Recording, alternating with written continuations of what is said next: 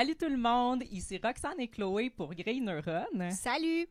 Donc aujourd'hui, c'est notre premier podcast dans notre nouveau studio de Montréal et qui on a comme invité aujourd'hui, Monsieur Gilles Proulx qui est avec nous. Bonjour Gilles. Bonjour les filles, bonjour. Très heureux d'être invité et c'est ma première expérience d'un podcast. Excellent. C'est toujours une première dans la vie, mais je suis jeune. J'ai encore beaucoup d'années devant moi. Absolument. J'aurai l'occasion d'en répéter. Bien, on est super contente que ça soit votre premier podcast et que ça soit que vous soyez notre premier invité au podcast. C'est vraiment le fun. Hein? Je suis en bonne compagnie. Je vais voir ça d'ici la fin. Vous nous connaissez pas encore. Allez-y, les tigresses. Donc, premièrement, podcast, ça vous choque pas comme mot? Est-ce qu'on doit dire balado ou ça va? C'est un balado, le vrai mot. Oui. Bravo pour le balado, puis le podcast, mais tant pis. Fait que vous, vous avez fait de la radio pendant quoi? 63 ans, je suis rendu là, derrière un micro. Je suis en train de battre le record du gars qui, Roger Beaulieu, ça ne vous dit rien, qui a été une sommité d'incommunication jusque dans les années 90. Il a fait 70 ans derrière un micro. OK. Et moi, je suis rendu à 63. OK, bon. Fait qu'on continue. Voulez-vous battre son record? Peut-être, si j'ai la forme. Pourquoi pas? J'aime le média, mais je ne suis pas toujours embauché. Plus tu vieillis, plus on te tasse. Moi, on me prend dans le fond parce que j'ai vécu tel événement. Puis, il y a eu la crise d'octobre. Oui, je l'ai vécu. Ah, il y a eu Kennedy. Oui, je l'ai vécu. Ah, vous avez vu Fidel Castro. Oui, je l'ai vécu. Alors, j'ai toujours des références dans le passé. Comme aujourd'hui, on a une tempête terrible à Montréal. Et puis, c'est pas circulable. C'est une des pires. C'est vrai. Le journal de Montréal titrait 172 ans, je pense. C'est peut-être un peu exagéré, mais il y a aussi que dans notre temps, les tempêtes, les bancs de neige, c'était bien plus gros. Dans le fond, c'était pas plus gros. C'est nous qui étions plus petits. Alors, on était des enfants, puis on voyait ça gros. Mais ça se compare. Ça se compare. Fait que c'était pas trop fâchant s'en venir aujourd'hui? On s'assagit en vieillissant. Je ne suis plus le baril de dynamite que j'étais. Je prends mon mal en patience. La vie est ainsi. Il m'en reste si peu à vivre, alors on s'en porte moins. Mais vous êtes quand même, moi j'ai vu quand même vous passez souvent à Cube. Ouais. Êtes-vous chroniqueur là ou vous? J'étais jusqu'au 31 décembre. Okay. On m'a sacré dehors. C'est pas une épuration quelconque. On trouve, parce que Cube s'est abonné au BBM. Les bébés menteurs quand c'est mauvais, puis les bébés merveilles quand c'est bon. Puis là, ça s'appelle BBM. Ah bon? Quand c'est bon, c'est des bébés merveilles. Mais alors, c'était des bébés menteurs dans mon cas, et on est 7.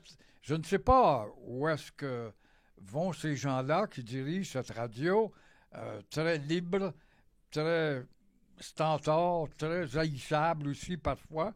Mais on trouvait, en étant abonné au BBM maintenant, un organisme de sondage, on a trouvé que le poste est trop étiqueté en faveur de la souveraineté. Alors, il y avait trop de souveraineté. Votre poste que vous aviez? Oui, okay. Mais il y en a eu 7 qui ont sauté. Alors, il y a moi et 6 autres, dont Elsie, cette belle grande fille qu'on voit à la télé, LCN, là, dans des bars, Lefebvre. Okay. Elle était députée, je pense, à Mirabel dans le temps. Et elle est très bonne, d'ailleurs. Et d'autres, on a été comme tassés pour rééquilibrer puis rentrer peut-être des gens d'autres étiquettes politiques. OK.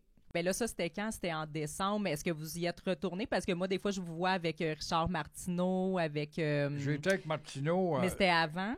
Oui, l'année passée, j'étais là 5 jours. Et cette année, il m'avait diminué à une journée avec Martineau. OK. Ouais.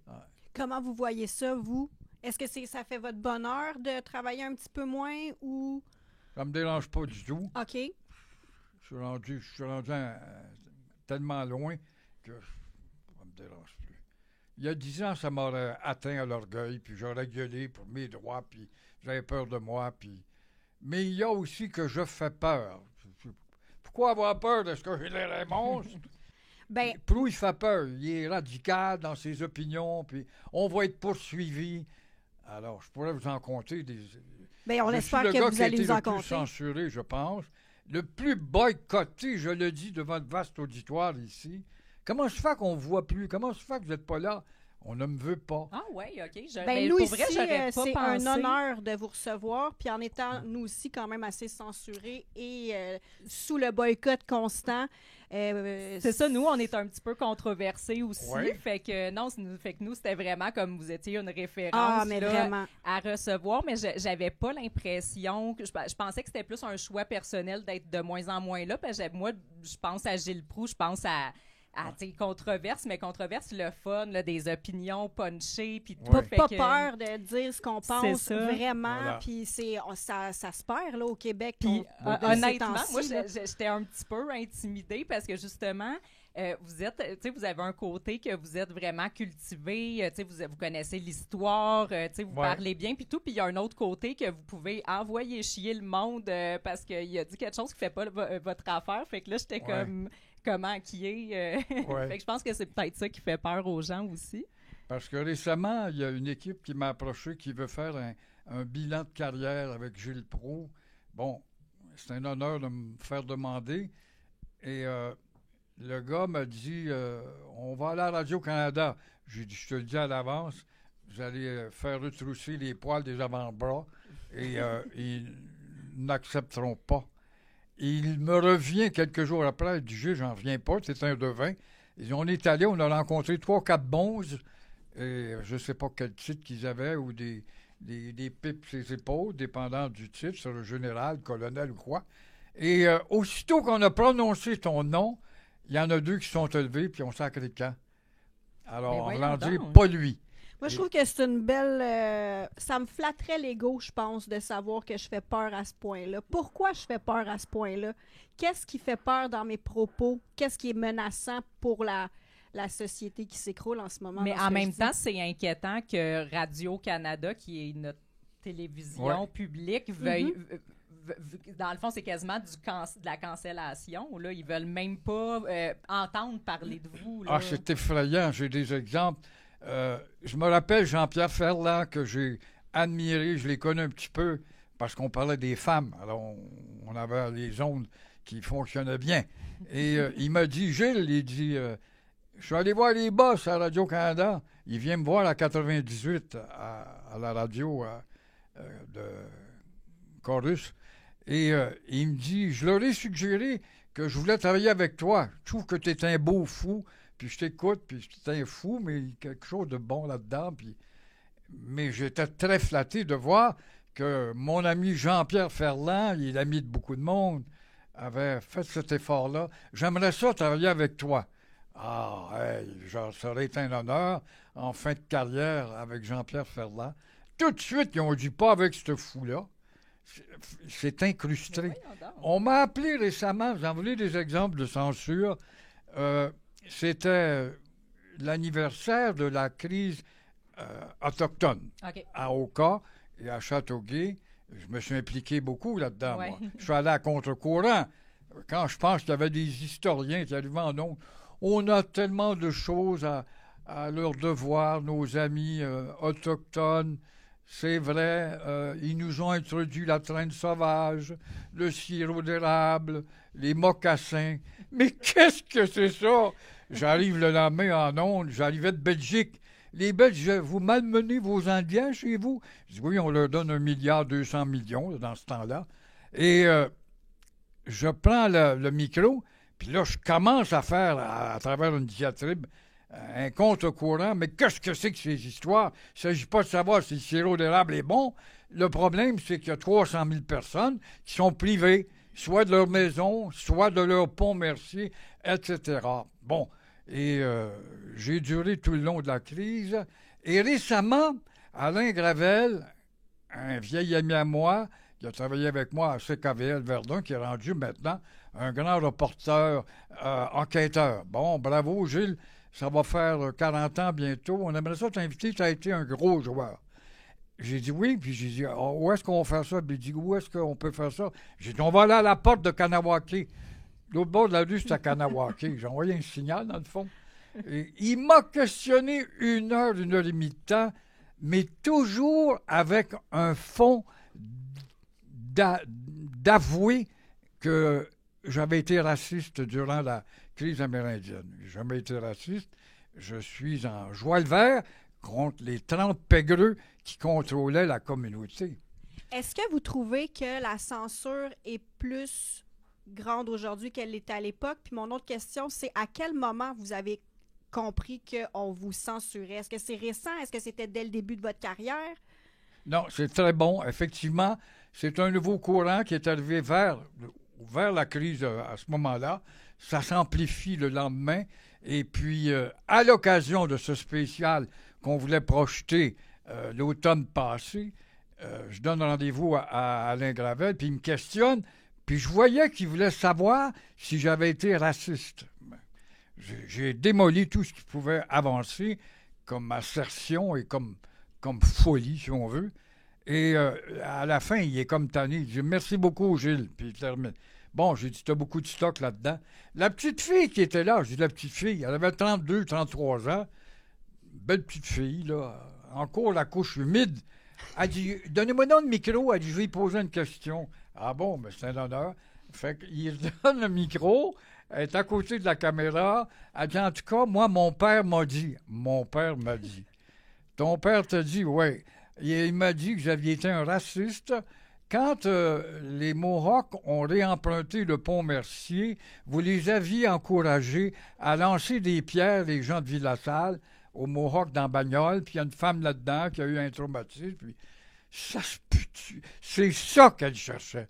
Ah ben là, je la regarde en pleine face, écoute-moi bien, ma petite, t'as 32 ans.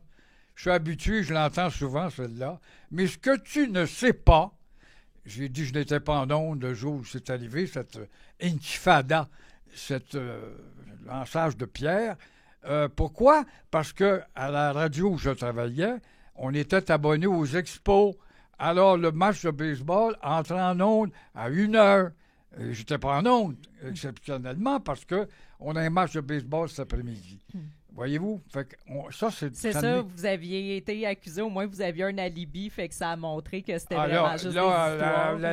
Oui, elle était déculottée, c'est le cas de le dire. Je m'excuse pour ceux qui travaillent leur imagination, mais elle avait 32 ans et mon père m'a dit. Oui, c'est... Et il y en a d'autres. Je pense qu'à 32 ans, on est censé être capable de parler pour nous-mêmes sans notre père. Probablement. Et encore là, Alain Gravel est mal à l'aise. Et il dit « Gilles, t'as été refusé. On n'a pas de place pour mettre l'entrevue qu'on a faite. Hey, tu venais de me dire que j'avais été un gros joueur en termes de tintamarre, si on veut, puis j'avais pas de place. Mais il dit, par contre, il dit, je veux te faire une entrevue de fond pendant 1 heure. Ma recherchiste va t'appeler. Pour la radio, cette fois. Ah bon, mais c'est gentil. Toujours Radio-Canada. Elle me questionne de long en large, qu'est-ce que j'aime pas, que j'ai fait, j'ai pas fait. Et puis, on va vous appeler. Vous passez lundi prochain. Très bien. On était comme au mercredi ou jeudi. Elle me rappelle, elle dit, M. Proulx a dit, malheureusement, elle dit, on est obligé de reporter l'entrevue. Voyez-vous, ça c'est la deuxième, là. Pourquoi donc Alain a pogné la COVID? Ah bon? Il va pogner la COVID. Alors, aussitôt qu'il va être sur pied, il va vous rappeler. Ça fait 2 ans de ça, j'attends toujours, pourquoi il n'est pas revenu? Il y a la COVID longue. Une COVID. Alors, voyez-vous, c'est des subtilités de la sorte qui font que, oui, la censure existe, mais surtout de Radio-Canada, qui est une officine de propagande, trop, c'est comme pas assez. Pourquoi, moi, est-ce que je suis le... Je disais souvent, non, au journal, je suis le Fidel Castro des ondes, mes chers amis. Vous ne me croyez pas? Ben, c'est moi qui est le plus boycotté. Fidel Castro est boycotté par les Américains. Ben, moi, je suis boycotté par les médias, les patrons, pas capable. Mais, ça fait 50, 60 ans que je suis là. J'ai réussi à travers... C'est un phénomène, ça. J'ai réussi à travers tous ces bâtons dans les roues et dans les jambes, c'est le cas de le dire, à tenir le coup et trouver quand même un emploi là ou un autre là ou une série ici. Et actuellement, j'adore la radio. Je suis un gars de radio. Je travaille depuis 3 ans chez une radio. Ça ne paye pas. Ah, c'est pour ça qu'ils te prennent, ça ne paye pas. Radio Ville-Marie, Radio VM, qui est une très bonne petite radio, très variée, très culturelle, qui parle français, premièrement, et j'y fais des documents à caractère historique. Et il y a un certain succès parce que les répercussions sont là et ils sont bien heureux de ça. Alors, c'est ce que je fais. Puis je fais le Journal de Montréal, une chronique. C'est ça, vous écrivez encore pour Oui, le Journal de tous Montréal. les jeudis, OK. oui. Puis avec, dans le fond, le fait que vous soyez censuré, que, bon, vous trouvez quand même des emplois, mais c'est un petit peu plus dur d'aller parler, tout ça.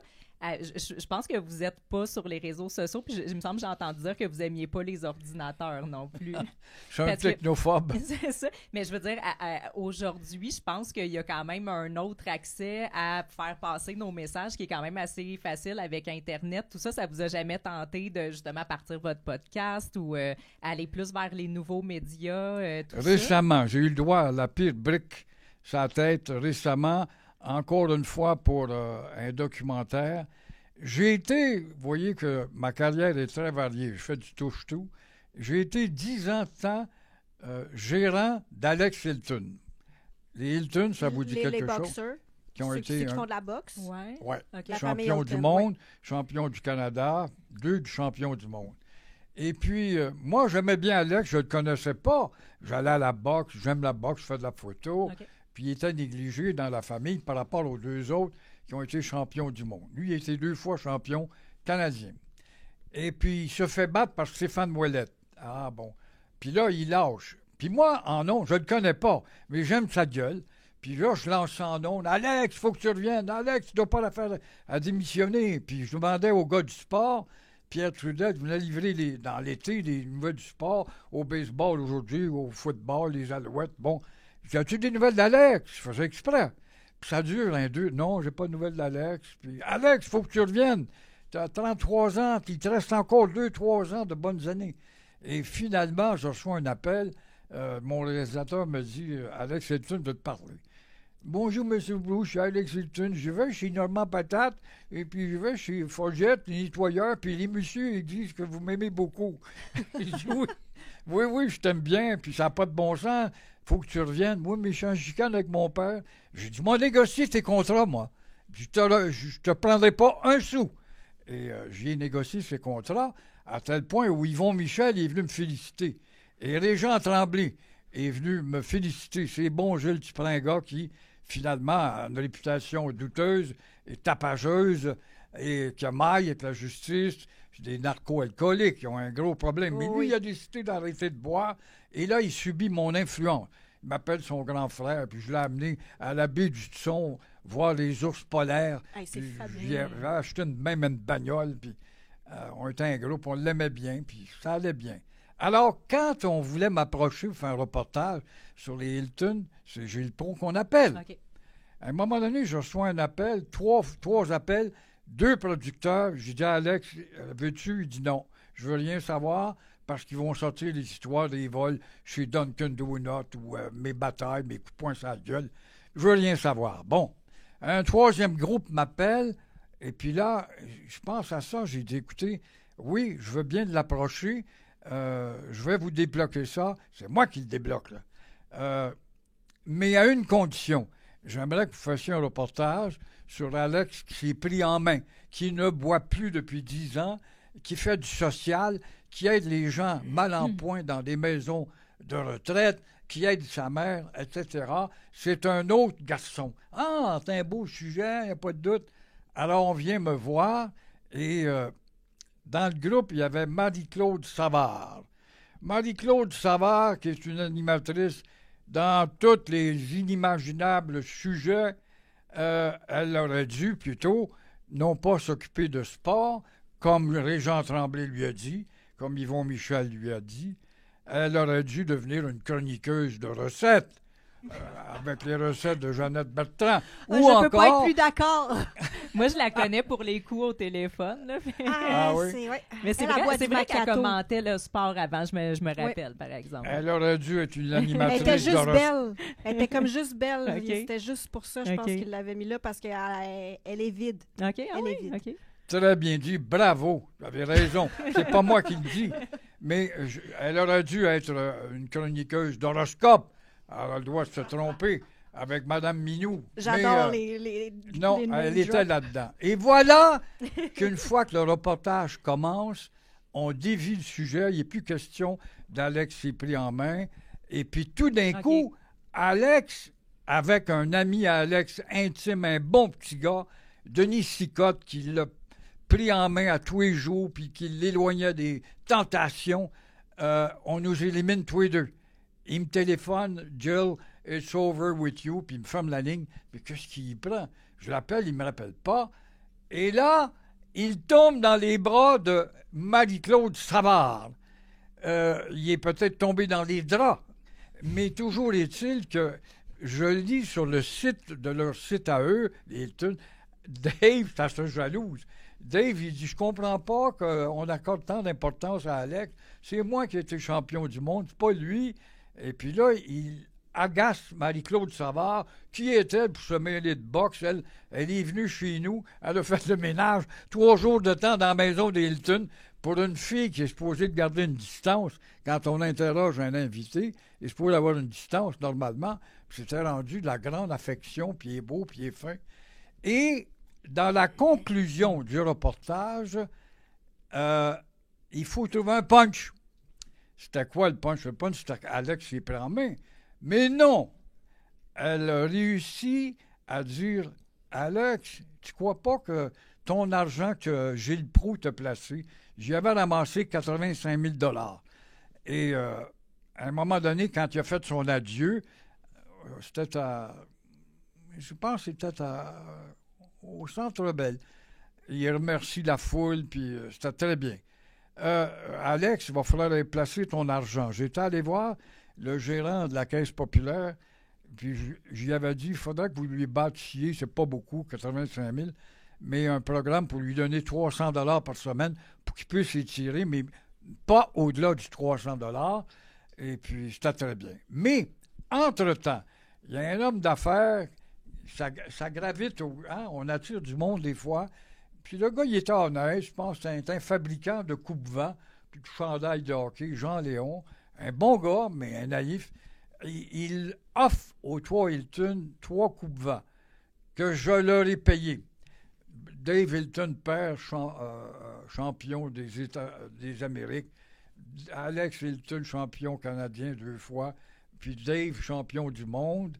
Et puis, en faisant ça, M. Léon est rentré dans l'orbite des Hilton. Alors, ça voulait dire, de temps à autre, il est fin puis généreux. Tu vas lui donner un billet pour aller à la boxe. Alors, il s'approche dans notre groupe. Et puis, quand arrive le temps de placer l'argent, je vais aller à la Caisse populaire. Voyons donc, Gilles, je connais pas ça, moi, je suis un homme d'affaires. M'a placé ça, moi, dans un compte hors frontière à du 12 % et au Bahamas. Bon, Alex laisse tenter, 12 % c'est intéressant. On oublie la Caisse populaire. Voyez-vous, j'étais naïf moi-même. Et au bout de 2 mois, effectivement, je reçois une lettre de 85 qui est passée à 90 000 $. OK. Ah, c'est bon, mais c'était tout un scénario. Toutes ces banques-là, outre-frontières, pour t'encourager et te garder, te font monter les 3 premiers mois. OK. Après quoi, le marché est mauvais. Alors, on va voir un gars qui a placé l'argent, un dénommé Victor Lacroix. Lacroix, un nom douteux. Pendant qu'on tournait un film sur l'autre Lacroix, qui s'appelait comment, lui, Vincent Lacroix? C'est ça. Ouais. Hein? Ça me dit quoi? Ouais. Ça me dit quelque chose? Alors, il y avait un nom pour être croche. Puis quand je suis allé là avec Alex et Jean-Léon et son sac d'argent, il dit, tu sais, je le prends parce que moi, c'est du 150 000 en montant. Je le prends là, parce que je te connais. Bon, c'est beau. Puis il était d'un grand édifice au 7e étage, boulevard Daniel Johnson à Laval, puis les belles filles là-dedans, puis ça se promenait, puis l'agitation, puis les dactylos, puis en voyant. Hey, c'est sérieux. Soudainement, le placement avait fait des progrès, mais j'entends à la radio que le gouvernement fédéral va envoyer des inspecteurs outre-frontières pour examiner les comptes des Québécois ou des Canadiens qui investissent en dehors du pays. Fait que là, j'appelle Jean-Léon, l'homme d'affaires. Jean-Léon, dit, écoutez, qu'est-ce que je vais faire? Il va retirer l'argent. Il dit, j'ai retiré mon argent, moi. Mais j'ai retiré ton argent, mais c'est Alex qui a... Tu as le certificat d'Alex. Parce qu'Alex, il vivait comme un gitan. Le bonhomme le mettait dehors, il couchait sur un banc public. OK. Le lendemain, il rencontrait une belle fille chez Il une habitait avec danseuse nue. 3 mois. Il trouvait toujours du monde pour l'aider, mais il n'était plus dans la famille, donc pas d'adresse. Fait que j'avais dit à Jean-Léon, tu devrais prendre le certificat d'Alex, parce que quand la banque va communiquer, étant donné que tu connais ça, puis oui, c'était ça. Puis là, on s'est aperçu qu'Alex et Léon, tous les deux, s'étaient fait voler, OK. dans le fond, par la banque, et le dénommé Victor Lacroix. Et on en est rendu là. Et elle, la petite, qui l'a approché, puis qui fait quoi? C'est moi qui ai convaincu Alex pour faire le reportage. Dans le fond, c'est moi qu'on a appelé. Mais moi, je suis exclu maintenant. Denis Sicotte, son ange gardien, exclu, tout d'un coup. Ça nous prend un punch. C'est tout elle, puis... Ouais, ça te prend un punch pour finir. OK. Alors là, c'est Gilles qui t'a volé l'argent, tu sais bien. Il gagne des gros salaires, puis tu as une vedette à la radio. Ben non. Alors, on vient qu'à m'accuser d'être Ben le non. voleur. Bien plus que ça, encore à Radio-Canada. Elle est invitée à une émission à Radio-Canada. Comme ça, c'est comme ça que ça se passe, je sais pas trop, là. Et il y a un de mes amis qui m'appelle Gilles, la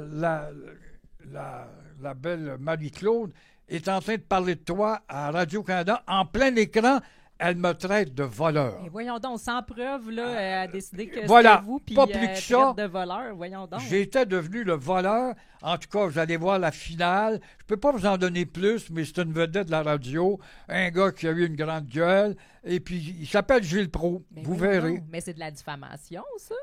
Diffamation à plein écran. J'appelle à Radio-Canada pour avoir une réplique. On ne me rappelle pas. Voyons donc. J'ai appelé l'ombudsman de Radio-Canada, un monsieur Champoux, un gars charmant que je connaissais un peu. J'avais été son patron à CJMS. Lui, content de renouer avec moi, il me l'a sorti puis il l'a barré.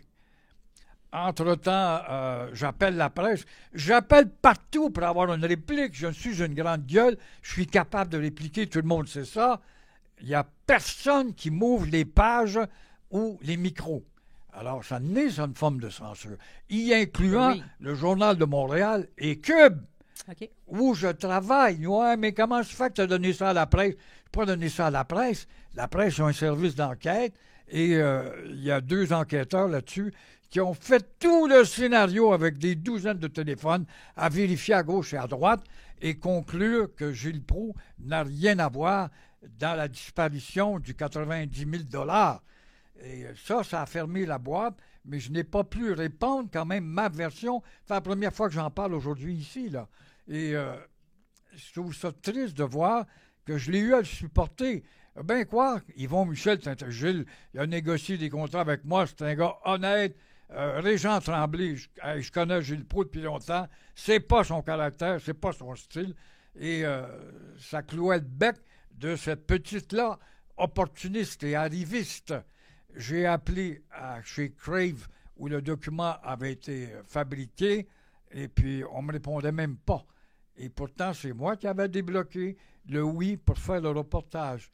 Et j'ai appelé une avocate, elle a sorti 13 bouts de phrases dans le long reportage. C'est 1h30 le reportage, 3 fois une demi-heure.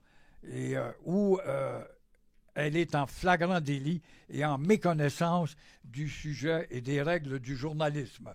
Alors, ça me console un peu, mais ça permet quand même à certaines langues de dire « Hey, Brou, qu'est-ce que tu as fait avec le 90 000? As-tu dépensé le 90 000? » Je l'ai à supporter, cela, là. Mhm. Fait que je suis très content d'avoir un micro qui est le vôtre et le premier où je raconte à ma façon. Vous pouvez penser ce que vous voulez, si vous ne voulez pas me croire, mais c'est ça la vérité. Mais légalement, vous avez comme un peu les preuves que c'est pas vous, mais en fait, personne n'a jamais voulu vous laisser aller vous expliquer, dire votre version des faits, là. Incroyable. Ah, ouais. Ici, Ça fait combien? C'était quand, ça? c'est arrivé, ça, au printemps, là, ouais. cet été, OK, OK. l'été dernier. OK, wow. Et puis, le reportage commençait à goûter à des promotions, parce que je regardais à la télé, des fois, une taverne ou un restaurant, il y a 3-4 écrans, puis je voyais un document qui s'appelait « Devenir un Hilton », puis je me voyais dedans en train d'expliquer un petit peu. Et puis, mais en les graffinant avec mon avocate, là, elle m'a dit, l'autre étape, s'ils ne répondent pas, il va falloir que vous alliez en cours. C'est 5 000 $. Je n'ai pas de 5 000 $ pour amorcer un procès qui va être instruit dans 2-3 ans. J'ai le temps de mourir. Alors, ce que je voulais, c'est que les médias, qu'on en parle et qu'on lave ça une fois pour toutes. Est-ce que justice existe? C'est pas parce que j'ai été une grande gueule que je dois être pénalisé quand il s'agit justement d'un geste de bon samaritain de ma part En plus, à aider un petit gars que j'aimais bien. Et là, plus ça va, plus on manque de grandes gueules au Québec. Là. Mais on se fait tous passer dans le tordeur, j'ai l'impression, depuis quelques années. C'était déjà controversable, si je peux prendre ce terme-là, avant les années 2000, mais j'ai l'impression que depuis 2020, là, et ça manque. Ça manque. C'est ça, j'ai l'impression que les personnes plus polémiques, les polémistes, les personnes plus controversées, c'est eux qui vont faire bouger les choses. Il y en avait avant, puis j'ai l'impression que ça choquait, mais il n'était pas cancellé, il n'était pas jugé sur la place publique, comme vous disiez tantôt. Aujourd'hui, aussitôt que tu dis une petite affaire, tu es qualifié de raciste, d'homophobe, de quelque chose phobe. Il y a toujours une étiquette super dure, discours haineux. On t'accuse pratiquement de la mort des gens qui se suicident à cause de toi, puis... j'ai l'impression qu'avant, c'était juste... Ce sont des souris blanches qui administrent les grands postes. Ils ont peur, ils ont les fesses serrées. Vous avez raison. Vers le 2000, là, ça a été pendant la limite. Et il y avait un courant de grandes gueules, des polémistes. Mais être polémiste, il faut être habile. Hein? Puis c'est important qu'on en aille. aille. C'est ça, on peut pas. C'est ça, je pense. Tu peux pas juste aller dire n'importe quoi. Là, c'est des gens souvent qui savent bien s'exprimer malgré qui insultent. C'est quand même des insultes bien dites. Je veux dire, c'est des gens cultivés. Là, c'est pas. Mais l'insulte reste une perception parce que je vais dire quelque chose poliment, mais la manière que tu vas le recevoir va t'insulter. Tu vas me dire que je t'insulte. Un peu comme je pense de la manière qu'on a caricaturé M. Proulx, c'est qu'il s'exprime super bien. C'est clair, c'est cru, mais il n'y a pas d'insulte nécessairement dedans. On va retenir. Moi, exemple, quelqu'un que j'aimais beaucoup, c'est le Doc Mayou, qui était très aussi controversé. Puis lui, bon, il hésitait votre pas mère, à lancer, c'est une salope, les grosses, tout ça. Mais je veux dire, reste que c'était une personne intelligente et cultivée quand même. Absolument, qui s'exprimait. Il y a aussi que c'est bon que vous parliez de la période, parce que cette période s'est éteinte là, vers 2000. André Arthur aussi. André Arthur et Pierre Pascot et Gilles Proulx. Le Devoir a fait un grand papier à un moment donné, les Rambo des ondes. Parce qu'on était des bagarreurs qui donnaient des coups de poing sur la gueule. Mais. Puis ça n'en manque aujourd'hui. Il me semble qu'il y a une coupe de claques qui se perdent au Québec. Là. Des coups de pied au derrière. C'est ça, j'allais dire. Est-ce que ça, là, ce trait de caractère-là, si on veut, là, d'être controversé, de rentrer dans le tas, est-ce que c'est une satisfaction personnelle égoïste ou en tant que société, c'est une utilité, ces personnes-là? C'est un engagement. Moi, je suis un gars... J'ai été naïf quand j'ai commencé ma carrière. En 1962, le mouvement indépendantiste émergeait tranquillement. Et je m'imaginais que la radio était un instrument. Je veux faire de la radio. Mon frère en faisait depuis 2 ans, mais il était plus en retrait. Jacques, c'était un annonceur commercial très habile, belle voix, etc. Et je veux faire de la radio parce que je veux m'engager à éveiller le Québec. Je m'imaginais que la radio faisait partie de ces instruments. Donc, je me suis, dès le départ, calé. Je suis devenu un gars engagé. OK. Alors, ça va pour certains qui tolèrent l'engagement, mais si j'avais été engagé en faveur du changement de la météo, il est brave, il a parlé contre la météo. C'est ça, nos corneaux aujourd'hui qui font du bruit avec ça fait rire. Mais ça a été un handicap et en même temps, ça a été une franchise qui m'a apporté la durabilité. Je suis encore là. Mais je faisais partie des Rambo. Pasco était très bon. Puis c'était mon adversaire. Je le combattais. Il ne m'aimait pas. Moi, je l'aimais bien quand il est mort. J'ai été le seul à faire un témoignage sur ses qualités, sa culture. Et André Arthur, pareil, quand il est mort, ça fait drôle, hein? Je fais partie des trois Rambo. Il y en a deux qui meurent, on appelle le dernier. Je suis le dernier des Mohicans. Et j'avais vanté l'intelligence d'Arthur. Ça a choqué beaucoup de gens. C'était mon adversaire. Mais c'est un grand homme, là, André Arthur. Là. Moi, j'ai pas très bien connu Pasco, mais une grosse perte. Là, mais moi, ce qu'on en disait tout de même. Mais là. c'est ça, moi, ce qui m'a marqué, dans le fond, c'est que ça nous choque tellement au Québec des gens qui sont controversés que quand il est mort, il y avait plein de... En fait, c'était socialement accepté de le blaster après qu'il soit mort. Puis, je trouvais, tu sais, maintenant, je comprends qu'il choquait, je comprends, mais c'était des propos, on peut-tu dire, y avait-tu des qualités aussi, mais c'était correct, à Radio-Canada, on pouvait quasiment se réjouir de sa mort. Quasiment, quasiment. C'est épouvantable. Même dans les reportages, il y avait de la méchanceté. Et moi, j'avais dit, je le sais, qu'il est allé très loin, mais il avait un grand talent de communicateur. On voyait qu'il avait fait son collège classique. Il y avait beaucoup de développement de A, B, C, D, ce qui était assez rare à la radio. C'est plus enchevêtré, puis c'est plus gratuit, puis c'est plus des parenthèses, puis des mauvaises parenthèses. Alors que lui... Mais le seul défaut que je disais que je pouvais lui reprocher, j'étais son adversaire. J'étais contre lui. C'est qu'il rentrait dans les vies privées. Okay. Et ça lui a nuit peut-être outre mesure. Mais c'était deux bons communicateurs. Et là, vous avez le dernier Rambo qui, lui, n'est pas mort, mais on y met un diachylon sur la bouche. Ben, pas ici. Non, pas ici. Mais tu sais, c'est ça, justement, comme je disais, je disais, est-ce que ça a une utilité, les polémistes, dans une société? Là, pour moi, la réponse, c'est oui, parce que si tout le monde est politiquement correct, puis tout le monde dit juste les bonnes affaires, je veux dire, brasser de la marde, là, ça fait bouger des choses, là, il en faut, puis, tu sais, vous dites que vous étiez pas, vous ostiniez, vous étiez pas d'accord, mais justement, on en a besoin de la chicane, on en a besoin de la controverse, on a besoin de brasser le monde parce que... De remettre les barres CT, les points CI. Ça fait réfléchir, ça fait avancer, puis j'ai l'impression que les gens ont peur de ça, eux, ils chialent surtout tout le temps. aujourd'hui. C'est ça, on veut plus entendre chialer. Moi, je chialais, je dois dire que j'ai été un stentor, il n'y a pas de doute. J'ai chialé contre les BS. Bon, c'est pas que j'en avais contre les BS, mais j'en avais contre le niveau de tricherie qui était trop, puis des facteurs qui me donnaient des preuves qu'ils livraient des chèques au même gars avec 3 prénoms différents. Puis... Et là, j'étais le fasciste, le gars de droite, mais ils ne comprenaient pas que je m'en prenais à un noyau de 5, 10, 15% à peu près. Je me rappelle, j'étais allé en Floride une fois. Je vais aller vous rejoindre les BS en Floride. Et puis, il fallait que j'aie du culot. Et j'étais allé faire le journal du midi en Floride.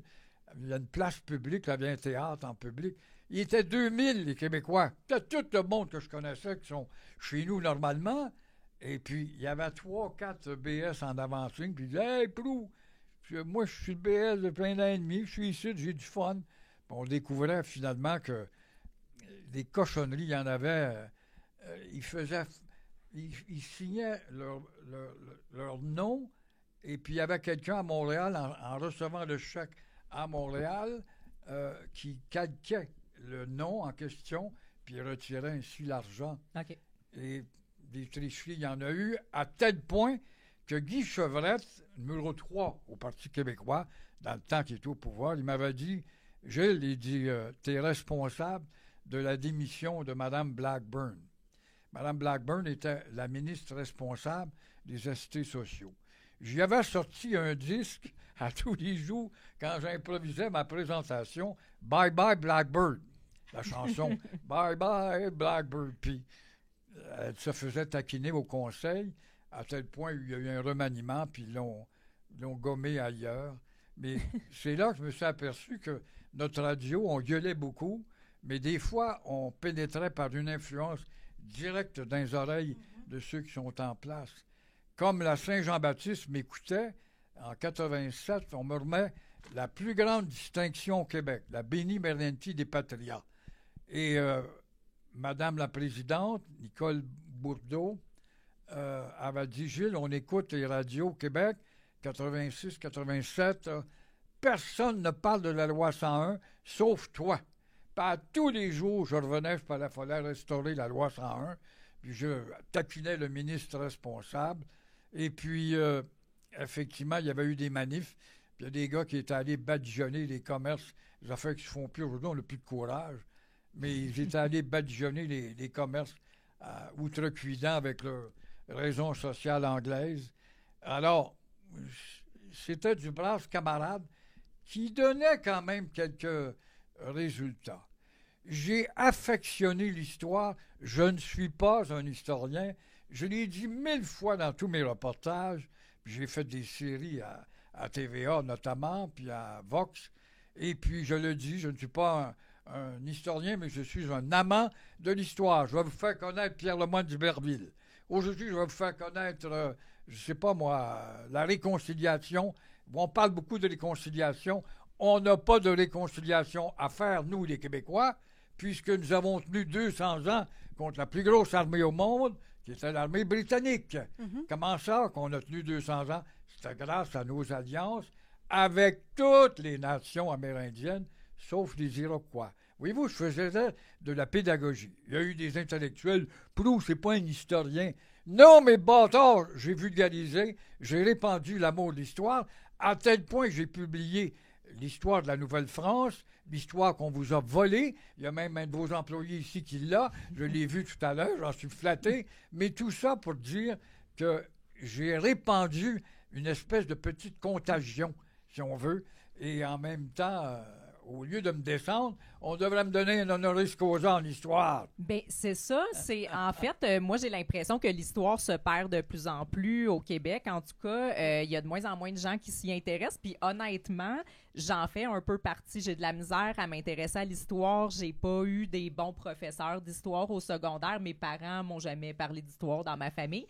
Puis j'ai l'impression, puis là, vous dites que vous connaissez super bien l'histoire, vous y êtes intéressé, puis que là, on vous chicane pour ça, mais ça devrait être quoi en tant que société? Qui devrait être en charge d'instruire les gens historiquement? Les médias ont un rôle, c'est sûrement pas les médias qui développent l'histoire. Ben, pas en ce moment, mais je veux dire, est-ce que ça devrait? Est-ce que c'est à moi d'aller me botter le cul puis m'intéresser à l'histoire? Ça devrait être nos familles qui nous lèguent ça de génération en génération? C'est quoi qui... Ne serait-ce qu'à la fête des Patriotes, où on a un congé pour aller flâner au Parc La Fontaine. Mais on ne dit pas, pourquoi vous avez congé aujourd'hui? Des petites filles de bureau puis des petits jeunes, c'est la fête de la reine. Alors, Bernard Landry fait un effort pour se défaire de Dollard des Ormeaux, et puis, qui est un grand homme aussi, mais lui, avec, on l'a lapidé, et la fête de la reine Victoria. Ça n'avait rien à voir à notre texture nationale ou culturelle, si on veut, et on ne sait pas qui sont les patriotes. Tu as congé aujourd'hui, mon petit garçon, mais tu sais donc pas que si tu es libre à gueuler contre tout et rien, c'est grâce aux patriotes. Hein? C'est bien beau. Fait qu'il y a du chemin à faire encore. Et il me semble que le jour de la fête des Patriotes, les postes de radio devraient réserver 1 heure à faire connaître Louis-Joseph Papineau. Ils vont perdre des codes d'écoute. Les gens vont aller écouter... C'est toujours la maudite réponse. C'est ça.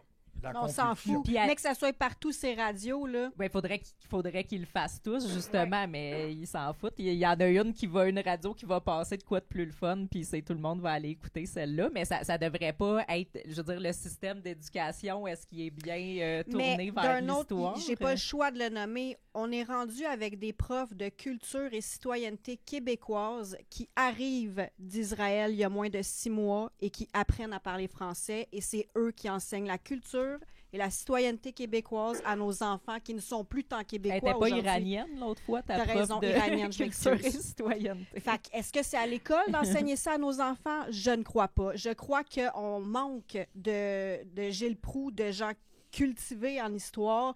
Et pour répondre à ta question, oui, je crois que ça devrait se passer de génération en génération parce que ça se perd. Là. Mais là, à l'école aussi, j'ai l'impression. Je veux dire, ça sert à quoi l'école si c'est pas nous apprendre des affaires? C'est en perdition, l'école, là, de nos jours. Fait que moi, mon prof d'histoire au secondaire, il avait l'air ses Valium, puis il récitait le livre d'histoire de façon plus plate que n'importe qui. Fait que si c'était comme ça à notre époque...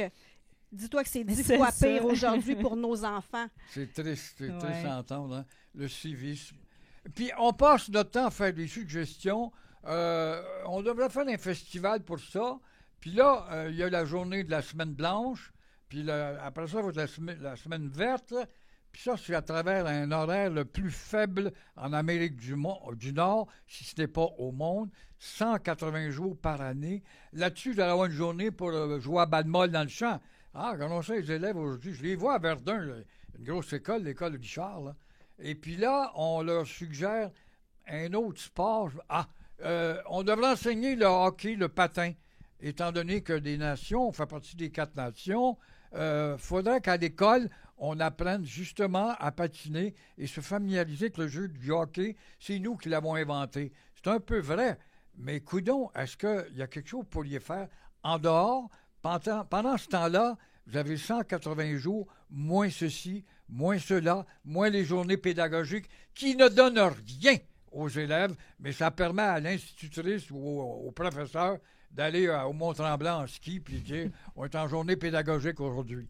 Qu'on ne nous prenne pas pour des caves, on ne l'est pas. Mais on reçoit des comptes scolaires qui augmentent à chaque année pour nous en donner moins. Je crois que notre manque de culture historique au Québec joue en grande partie sur l'espèce de phénomène de culpabilité blanche qu'on vit en ce moment. Oui, aussi. À ne pas connaître notre histoire parce qu'on ne sait pas d'où on vient, on ne sait pas où on s'en va, on ne sait pas si vraiment on a possédé des esclaves noirs, si vraiment on a scalpé des Autochtones et on se laisse faire croire ça quand c'est faux. Puis la gauche a beaucoup de revendications qui semblent venir de l'histoire, alors qu'on se rend compte souvent qu'ils connaissent absolument rien puis que ça fit pas et avec on leurs voit de plus en revendications. plus de racisme anti-blanc et les Blancs, au lieu de se lever contre ça, le Québec, au lieu de se lever contre ça, s'écrase et se sent Ben, c'est coupable. parce qu'on ne veut pas se faire traiter de raciste. Aussitôt qu'on critique quelque chose, on check les Blancs qui Mais on ne pensent, descend plus dans la rue.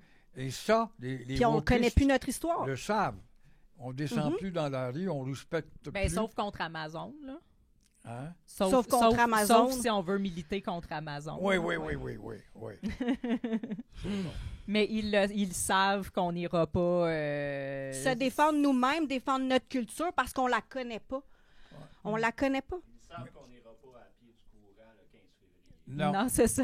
On pense nous-mêmes mériter la pendaison parce que les nouveaux migrants nous disent que c'est ce qu'on mérite. Là. Justement, par rapport aux Autochtones aussi, c'est super touché aussitôt qu'on critique ça, puis vous avez tellement critiqué ça, puis justement, vous êtes qualifié de raciste par, mettons, Radio-Canada et certaines personnes à cause que... Mais il faut critiquer parce qu'on ne doit pas se taire. Et Rémi Villemur, qui a publié un ouvrage, il l'a titré « Avec le délinquant des ondes », c'est moi, et c'est un beau titre, je l'aime. Et il avait mis comme titre « Ne pas se taire ». Ne jamais se se taire. taire. C'est un jeune historien. Lui, le midi, il arrivait à la maison, sa mère m'écoutait.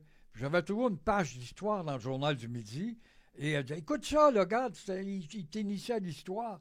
Et puis il s'est laissé prendre. Puis il n'est pas le premier. J'en ai plusieurs qui sont en histoire qui m'ont dit que c'est toi qui nous as fait accrocher le midi parce que tu nous parlais avec emphase de tel chapitre et l'autre. Les Acadiens, par exemple. Ce qu'on ne sait pas des Acadiens, on parle du grand délogement et puis le grand déménagement. Oui. Ça a pris 8 ans à sortir la totalité des Acadiens de l'Acadie. Pourquoi? Parce que nous étions alliés avec les Micmacs et les Malicites qui faisaient de la guérilla pour ralentir les Anglais avec leur habit rouge qui nous embarquaient de force avec la baïonnette dans le dos pour envoyer les Acadiens ailleurs. Et aujourd'hui, le Québec est composé de 33 % de sa population est d'origine acadienne. On ne le sait pas. Lui est d'origine acadienne, Est-ce que Homer, notre technicien. Est-ce que petit Gilles Proulx, avant la carrière qu'on vous connaît, était déjà délinquant, était déjà polémiste? Oui. Votre mère aurait dit quoi de jeune Ma Gilles mère Proulx? avait un caractère du diable et j'étais au collège pensionnaire puis je m'étais sauvé et puis elle m'avait pris par l'oreille, puis elle m'avait ramené à l'école par l'oreille tout le long du chemin. Mon frère, pareil, une fois il avait quitté l'école, puis par l'oreille, elle nous venait. Vous allez à l'école là pour apprendre quelque chose et sortir avec quelque chose dans votre tête. Elle avait un côté rebelle que n'avait pas mon père. C'est un pacifiste, bon gars, un vrai Québécois qui se fait fourrer d'aplomb. Et c'était la différence entre les deux. Justement, le Rémi Villemur, au Salon du Livre, je pense qu'il a posté une photo de vous deux là, avec le livre, puis il a appelé ça, il a écrit la table des punks, donc il vous qualifiait de punk, j'ai aimé ça. Est-ce que vous étiez un punk? Est-ce que vous vous considérez encore comme un punk? Je me considère comme un gars de plus en plus seul. Je suis dans cette société, je la reconnais plus. Quand j'entends la lâcheté des nôtres, puis des va falloir, on le fera pas, ça me décourage. Est-ce qu'il y a une relève? Voyez-vous une relève chez les plus jeunes? Ça en prendrait à des micros, il n'y en a pas. Non? Il n'y en a pas. Il y a eu comme les chanteurs Coco Locas. Ouais. Loco Locas, oui. Ouais, c'est des gens bien contents. Mais on les entend plus là, depuis Non. 5 ans.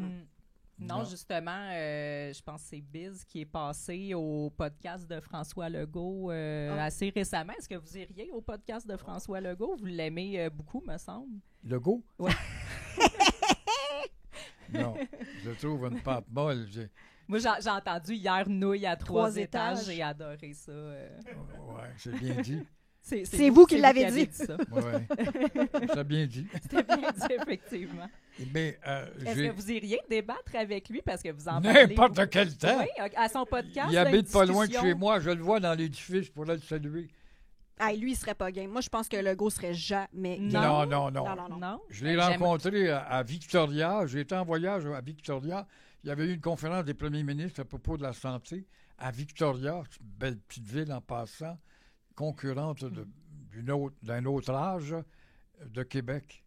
Et j'avais beau y parler une autre fois, excusez-moi, oui, sa secrétaire m'appelle, M. Proulx, M. Legault aimerait dîner avec vous. Ah, c'est un honneur. Parce que dans le Journal de Montréal, à l'époque où il était dans l'opposition, tout le monde disait il est fini, puis il pointe pas, puis c'est un habitant. Moi, je disais le contraire, il va prendre le pouvoir.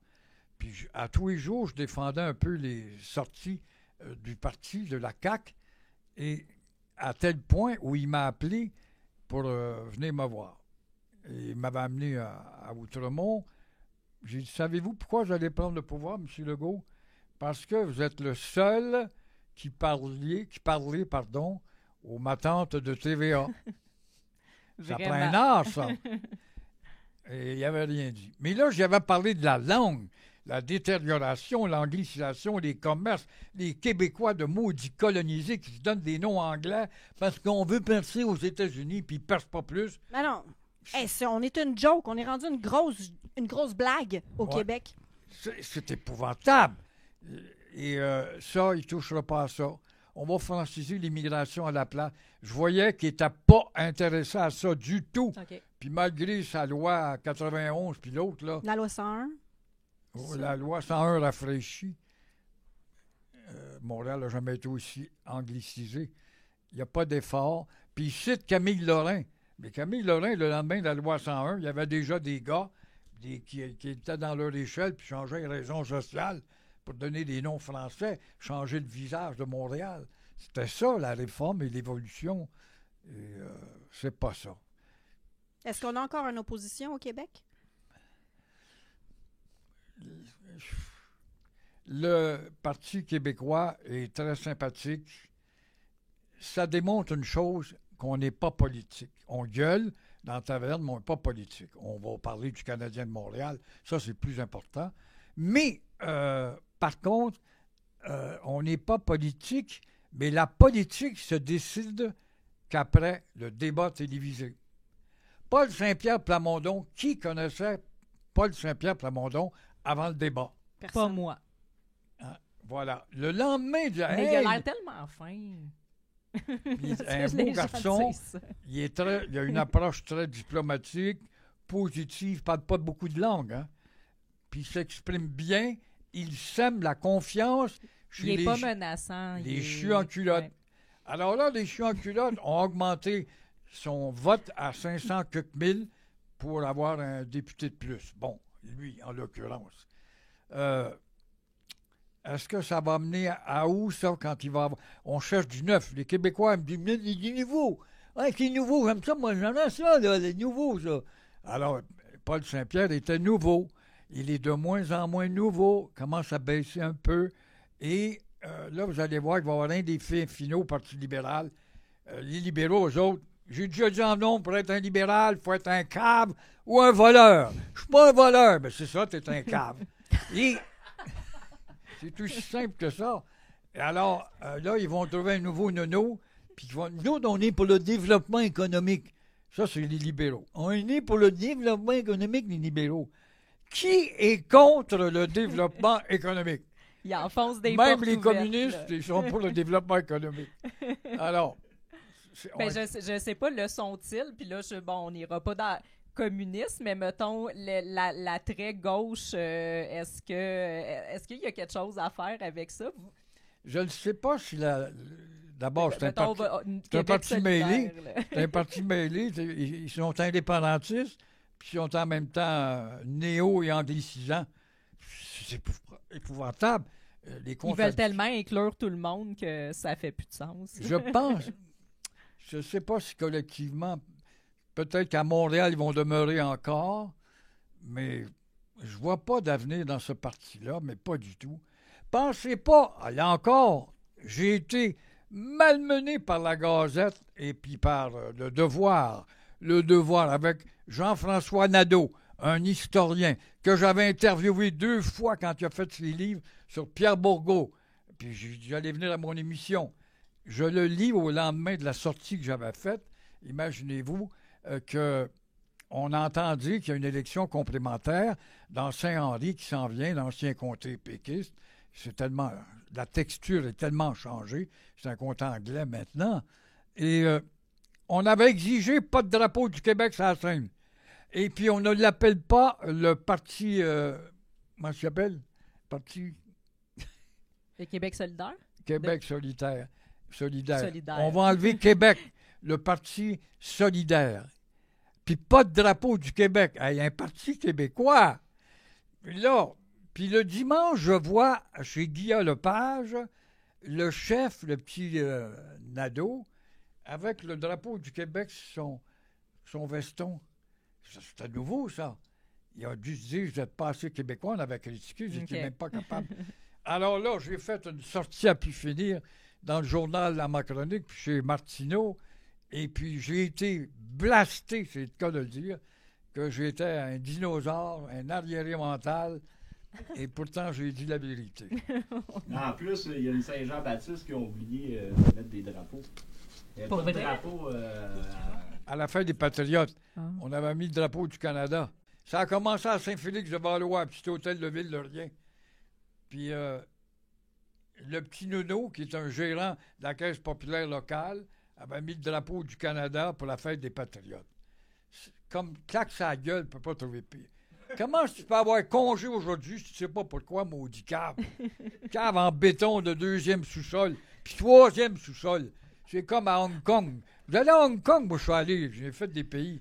Je suis capable de merveiller Hong Kong, la plus grande densité au monde. Quel est le pays le plus dense au monde, les filles?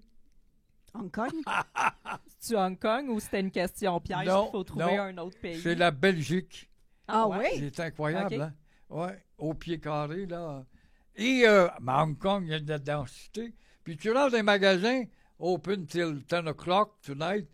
Puis là, tu rentres au rez-de-chaussée, il n'y a rien. Tu descends en bas, il n'y a rien. Tu descends encore en bas, il y a un autre bébelle. Je pense qu'ils ont 13 sous-sols. Ils ont tellement un problème de terrain qu'ils construisent, dans construisent le vers le sous-sol bas. pour attirer du monde. OK, OK. Et Oui. je sais pas pourquoi est-ce que je vous dis ça tout d'un coup. Là, À cause que vous avez traité quelqu'un de quelque chose de 3e sous-sol. Oui, c'est ça. Ouais, c'est en ça. béton armé. Un sous-sol Cave en d'Hong béton Kong, là, armé. avec ben des... Comme les sous-sols de Hong Kong. Est-ce que vous êtes familier avec le mot woke? Est-ce que vous utilisez ça comme mot, le terme woke? Pas tellement. Je sais que c'est des ridicules. C'est un bon début. Mais tu sais, c'est vraiment le wokisme, pour moi, tu sais, c'est je pense qu'on qualifie plus les gauchistes de ça, mais pour moi, le wokisme, ça peut être aussi de droite. C'est vraiment des gens qui veulent censurer et Signalement de canceller, vertu. signalement de Très vertu et canceller au nom justement de la vertu, au nom de ne pas offenser Oui. personne, De l'inclusivité. préserver tout le monde de l'inclusivité. Je suis d'une institution de haut savoir, l'université la plus quétaine au Québec, qui est la Concordia. Ah, OK. J'aurais puis dit l'UQAM l'UQAM. Moi aussi. aussi, c'est j'aurais OK. dit ça. Mais oui, Concordia aussi. C'est quoi les wokistes? C'est des petits ignorants qui ont un diplôme universitaire. J'aurais pas pu mieux dire. C'est concis.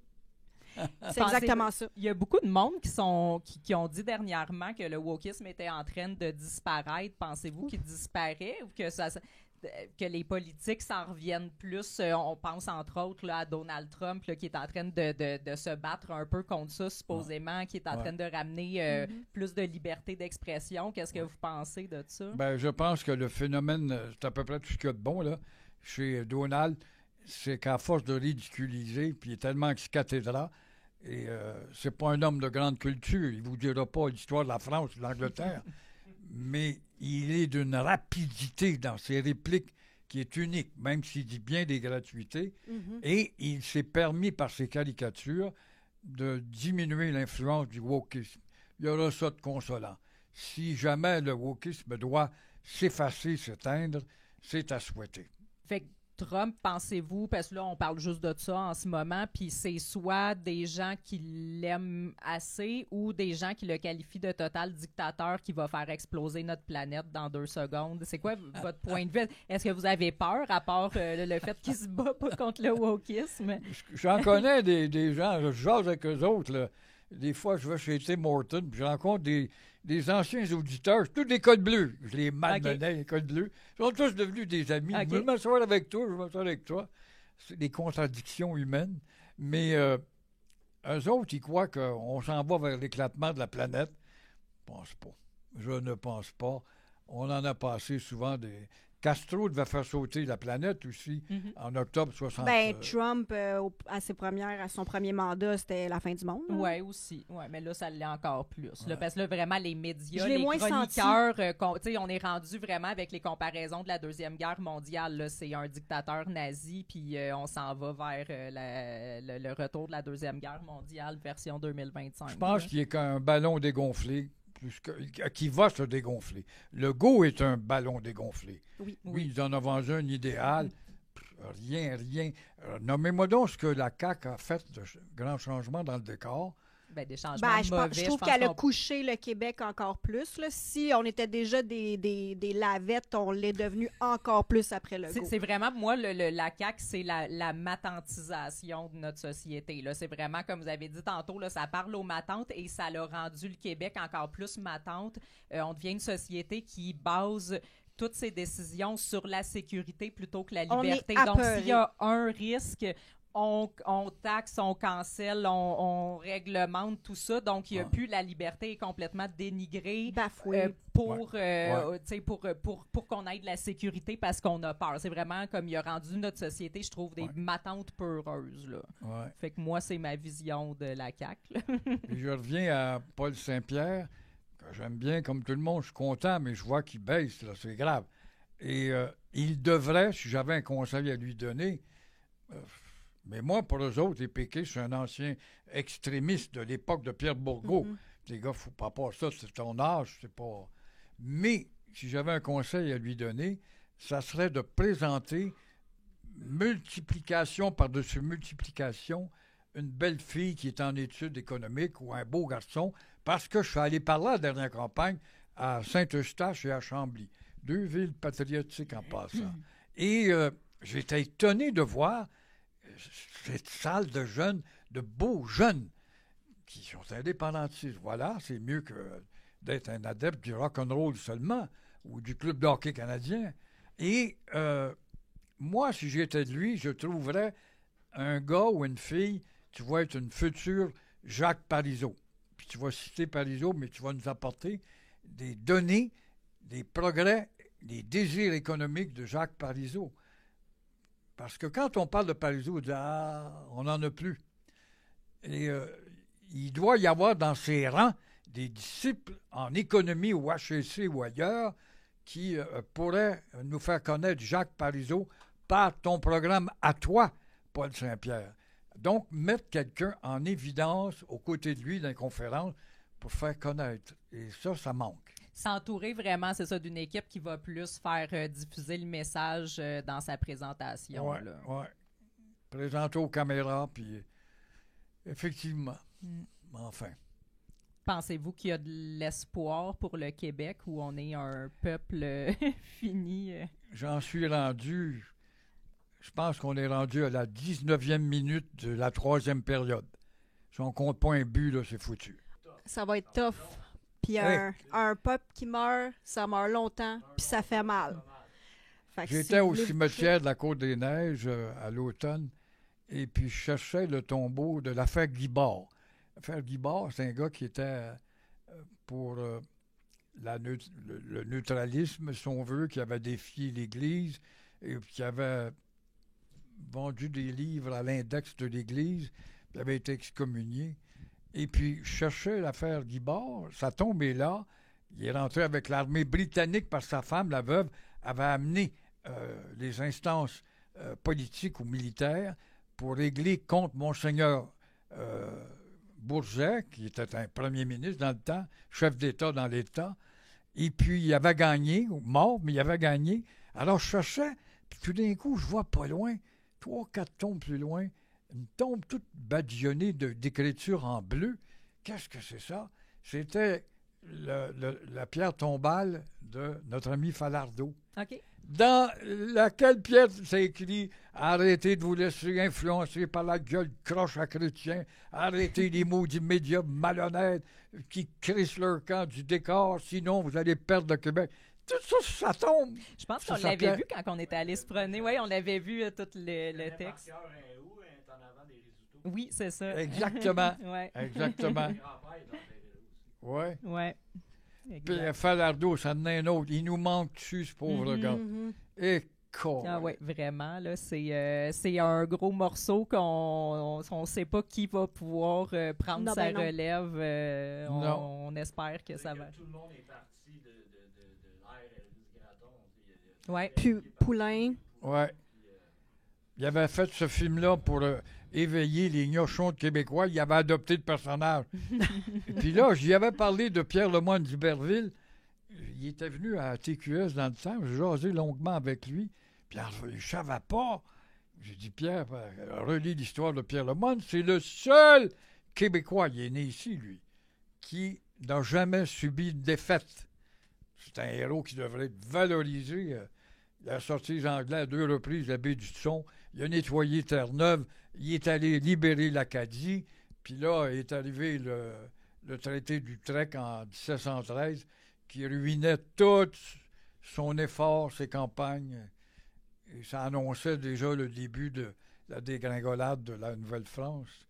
Alors, c'était ça. Ça fait partie des pans d'histoire qu'on devrait connaître, où les médias ont un rôle, mais ils ne l'assumeront jamais.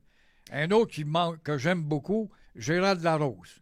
Quand Gérald Larose était chef de la CSN, oui, la centrale syndicale, et je l'appelais le Staline. Il avait un visage gris, puis il était toujours contre tout ce qui pouvait grenouiller à l'encontre de ses idées. Puis nous allons recevoir Joseph Staline. Puis après ça, je l'ai tellement regretté, je l'ai vu 3-4 reprises. Puis une fois, on m'a rendu hommage à la radio. Qui intervient? Gérald Larose. Je veux dire que Gilles Proulx est un bon nationaliste. C'est pas un fasciste comme vous pourriez sentir de l'être.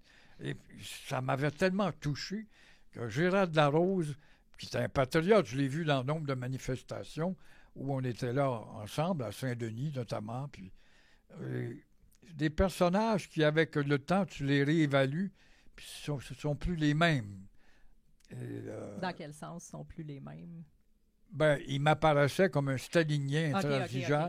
Okay. Et puis, quand tu parlais de l'hôtel de Richelieu, c'était un lupanard détenu par un gars qui est mort, là, un gars qui achetait tout, là, je ne me rappelle plus de son nom, qui dirige un lupanard. C'était tellement dur parce qu'il y avait une grève au manoir Richelieu. Puis, il nous sortait des caricatures parfois lourdes, mais il devait avoir un fond de vérité là-dedans quand même.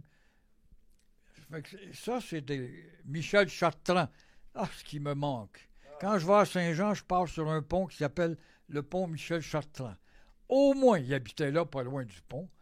J'étais même allé chez lui souper là. C'est ça, vous le connaissiez, vous étiez amis avec? Oui, oui, à la fête des Patriotes, il nous invitait chez lui. Puis... Et au lendemain, pendant la crise d'octobre, il y avait un policier qui était un espion contre le méchant PQ. Puis il était dans le poteau en train d'installer des lignes pour suivre Michel Chartrand. Bon, Michel, il sort dehors, il voit le gars, il dit « Hey, t'es en retard! » La police montée est venue, c'est le dernier.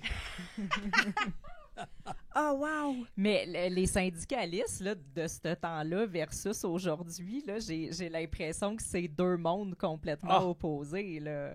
Je veux dire, CSM... Oui, c'est vrai. Mais moi, c'est parce que là, CSN, moi, je pensais à l'histoire d'Amazon aujourd'hui puis à l'espèce de président du syndicat d'Amazon qui a l'air d'un espèce d'étudiant du cégep du Vieux-Montréal. Là, c'est moins inspirant. Mais c'est très bon. Vous avez une bonne lecture parce que, effectivement, le syndicalisme d'aujourd'hui, je me rappelle, Simon Jolin Barrette, en charge de la loi 101, à l'époque, il s'est fait dégommer, il m'avait appelé. J'aimerais ça venir prendre un café avec moi, je veux vous entendre parler. J'avais parlé de la réforme, puis de l'affichage, puis il m'avait gardé 1h30 de temps. Et il m'avait compté, il dit, imaginez-vous, il dit, je suis allé voir les chefs des 3 centrales syndicales. Il dit, dans le passé, les centrales syndicales nous ouvraient les portes, il dit, oui, ça nous prend une loi 101, oui, ça prend une affirmation.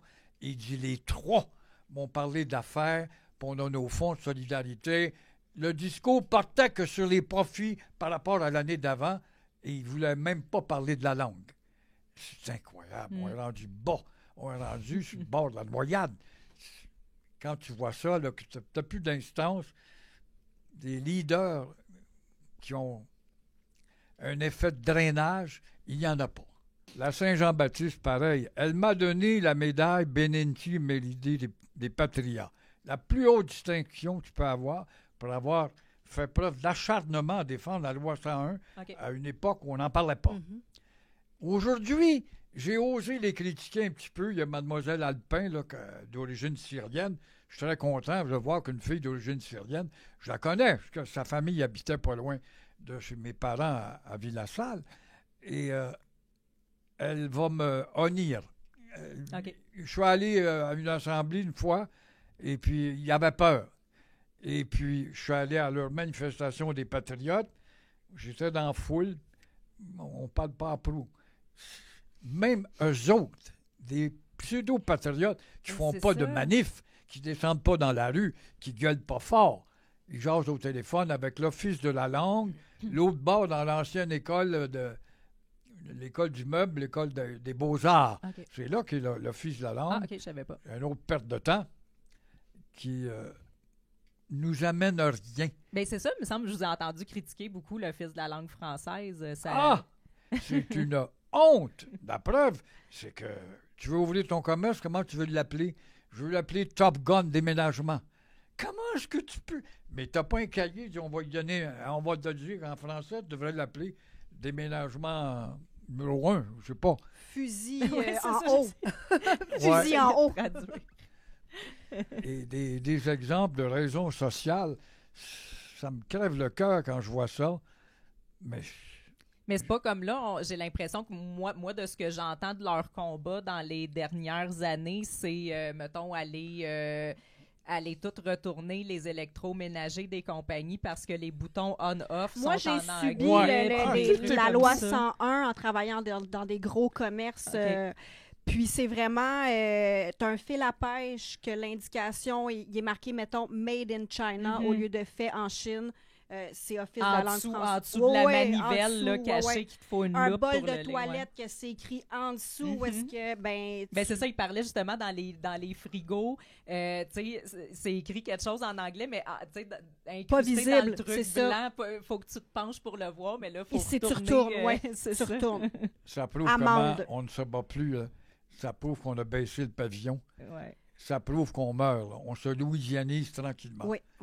Quand tu as ça, là, Puis, impératif français, Perrault. C'est un bien bon garçon, ça fait 200 ans qu'il est là. Mais selon Joe Perrault, c'est pas très bon. Ça nous donne quoi? Vous deviez être dans la rue. Dans le temps de Bourgault, on descendait dans la rue. On était 300-400, puis des fois 1000, puis 2000. Mais quand on descend dans la rue dernièrement, à moins que ce soit pour le Hamas, la Palestine et tout ça, la dernière fois que les Québécois se sont ramassés dans la rue, on se faisait couper nos comptes de banque. C'était shutdown, là.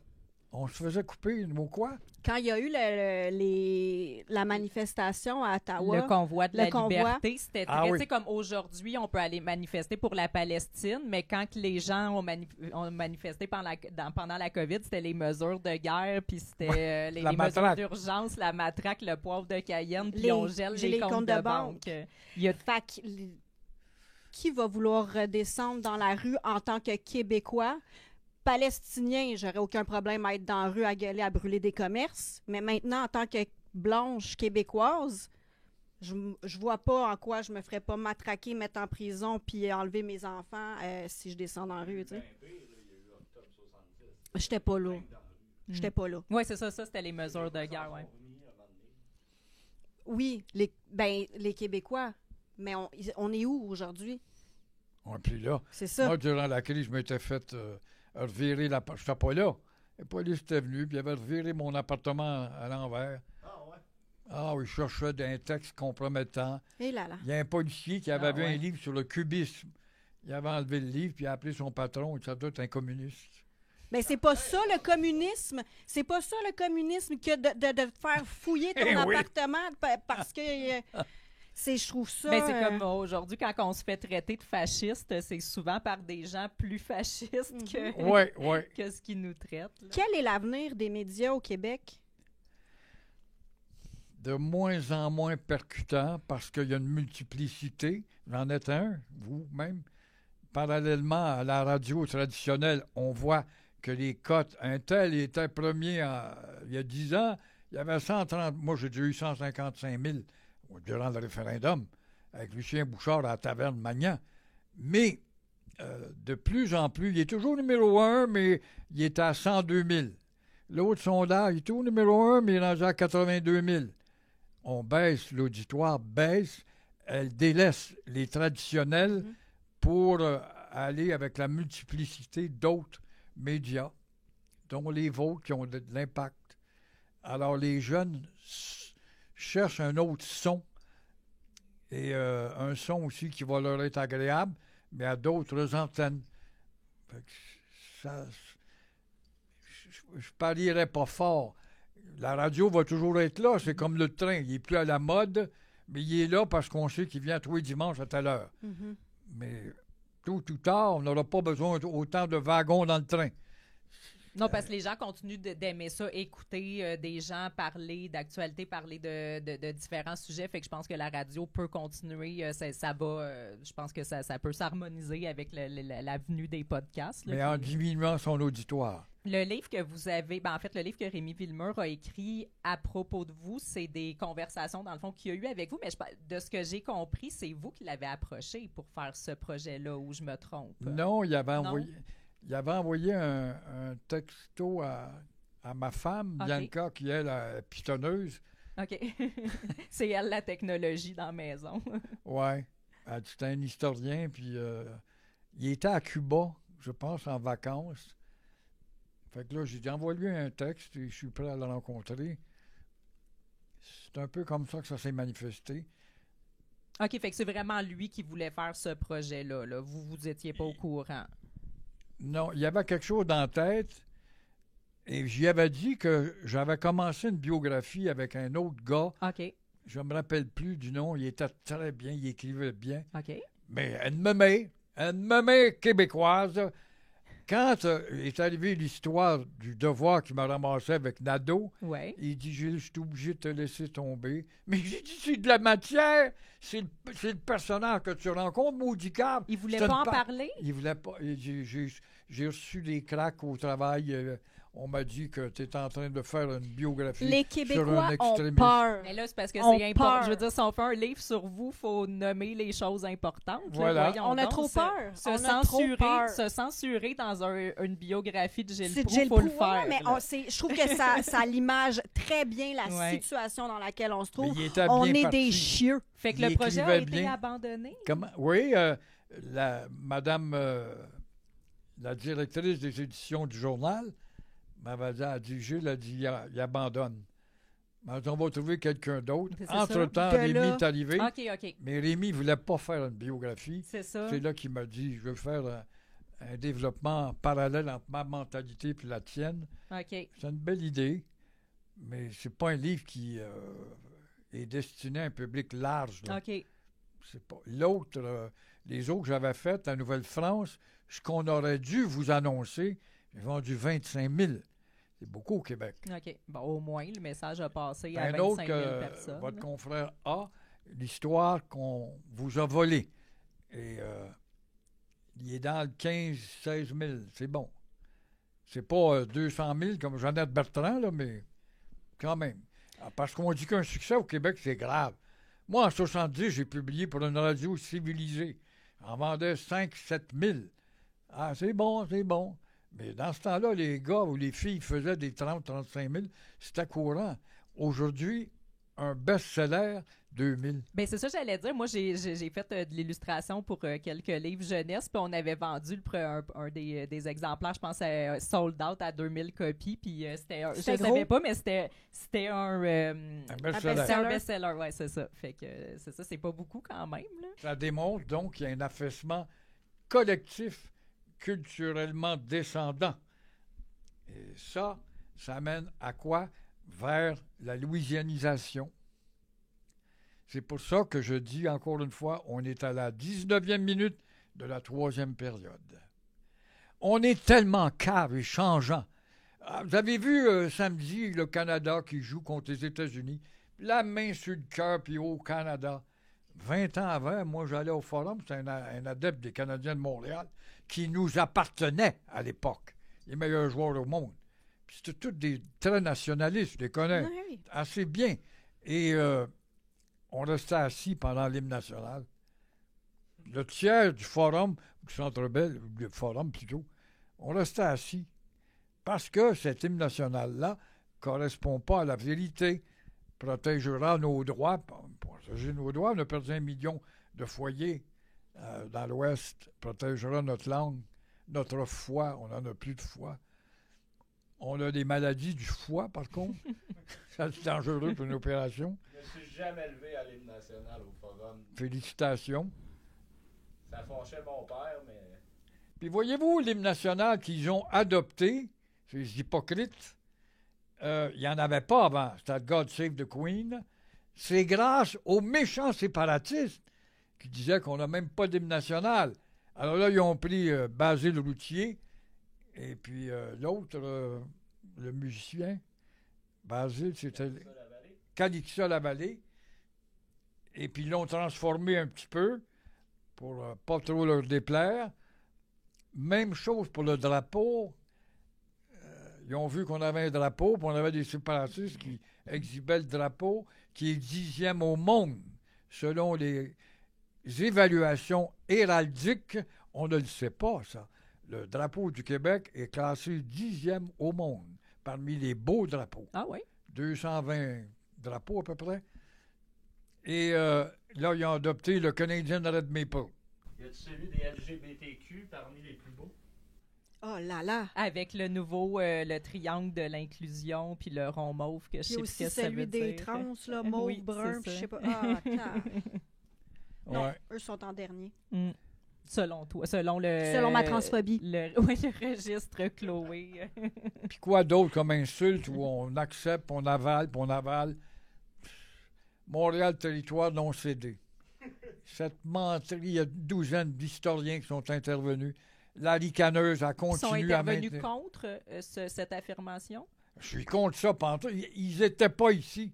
C'est ne pas connaître l'histoire, hormis que tous les livres d'histoire du Canada, du Québec, de la Nouvelle-France ont été faits par des gens qui ont faussé. Voyons donc. Ils n'étaient pas ici. Ils étaient ici quand Jacques Cartier est venu. Il a été très bien reçu, 1535, deuxième voyage.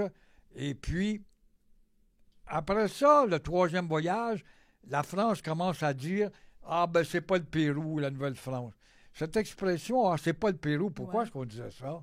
C'est parce qu'au Pérou, les Cortés et compagnie, Bolivar, avaient découvert des richesses inouïes de pierres précieuses, de canne à sucre, de tout ce qu'on pouvait imaginer pour bonder le ventre de nos bateaux espagnols, à tel point qu'on est obligé d'inventer chez les Espagnols une marine d'escorte, parce que le premier pirate est un Français qui s'appelait Jean Fleury.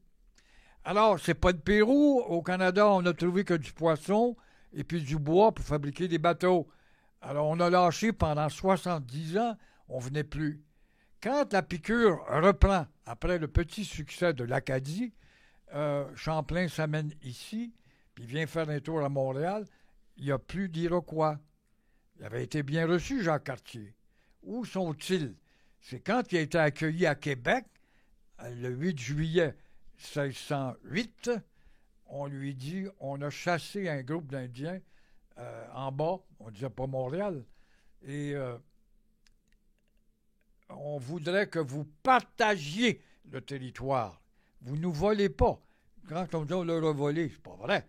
On est invité à partager le territoire et nous avons tenu 200 ans de temps à se battre contre la plus grande armée au monde, qui était l'armée britannique à ce moment-là. Louis XIV s'était effacé, avait négligé un peu les affaires. Et 200 ans de temps, ça vous prend pour nous battre. Pourquoi? Parce que nous étions alliés avec toutes les nations amérindiennes. Les Abénaquis, c'était nos plus grands défenseurs, les Atikamekw, les Algonquins, les Montagnais ou les Inuits, si vous préférez, etc., sauf les Iroquois qui étaient dans les bras en Nouvelle-Angleterre, en bas du lac Champlain, au lac Georges, avec les Anglais. Alors, c'est encore des pages d'histoire qui démontrent que la niaiseuse à la ricaneuse, elle fait ça pour avoir le vote du Montréal anglais, tout simplement. On a besoin de préciser c'est qui la ricaneuse niaiseuse. Je pense que tout le monde a saisi parfait. Donc, c'est ça le wokisme, c'est du signalement de vertu pour plaire à un auditoire qui est peut-être même pas cultivé. L'électoralisme. Ouais. Mais en quoi vous considérez pas comme un historien, à cause que vous n'avez pas étudié là-dedans à l'école? Ben, j'ai lu beaucoup de livres d'histoire, mais j'en parlais parce que je me servais de mes lectures, ça alimentait un auditoire et ça intéressait. La preuve, c'est que j'ai vendu, en tout cas, c'est pas un record mondial, mais des livres qui ont eu un succès. Des livres sur l'histoire, des émissions d'histoire, être super calé en histoire, en quoi vous n'êtes pas un historien? Parce que j'ai pas un diplôme. C'est ça, c'est vraiment le diplôme. Okay. Ouais. Un diplôme de l'UQAM, c'est super important pour pouvoir c'est ça, il me semble que... Mais j'ai diplômé à l'UQAM en communication. Okay. Et c'est drôle, je suis allé enseigner 11 ans à l'Université de Montréal. OK. Sur l'ABC du journalisme. OK. À la faculté de communication. J'ai enseigné au Sénégal par la suite, avec les échanges dans la francophonie entre le Canada et le Sénégal. Mais c'est ça, vous avez voyagé vraiment beaucoup, là, dans votre vie. Voyagez-vous encore? Il y a un journaliste de la presse qui m'avait interviewé, puis il disait, j'ai calculé tous les voyages que j'ai devant ton pedigree, et tu as été 10 ans en dehors de Montréal dans ta vie. OK. C'était vrai. C'était vrai. Mais non, mais même 2 semaines là, 1 mois là, 6 mois là. Mais c'est important pour la santé mentale, je pense, de passer un 10 ans dehors de Montréal pour pouvoir revenir puis savoir... Il n'y a pas de doute. Mais vous êtes même allé en Corée du Nord. Moi, ça m'impressionne, ça me fascine tellement cet endroit-là. C'était quand vous êtes allé? Oui. Tout ce qui... Moi, j'ai pogné la piqûre avec Tintin. J'étais une grande fan de Tintin. Oui, bravo. Et avec aussi l'Expo 67, ses pavillons, puis surtout, je me rappelle le pavillon de l'Iran avec ses mosaïques. C'est des Perses, hein, les Iraniens. Je voyais les adversaires d'Alexandre le Grand. Et puis, il faut que j'aille voir ça. Puis quand je suis à la Thaïlande, il faut que j'aille voir. Le mysticisme de l'architecture cultivait ma curiosité et j'ai commencé à plonger. Je voyais Pierre Nadeau, que j'aimais beaucoup, c'était un ami, Pierre Nadeau. Il arrivait je ne sais pas, du Chili, chez Allende, et puis une autre semaine, il arrivait d'Israël. Il avait interviewé en Cisjordanie des terroristes. Je disais, quel beau métier! Moi, j'étais un petit reporter à Montréal. On n'avait pas les moyens de me faire envoyer dans ces endroits. Ce que j'ai fait, j'ai sollicité l'armée canadienne, qui avait des îlots en Allemagne, en Égypte, à Chypre. Bon, j'aimerais ça aller avec vous autres à tel endroit.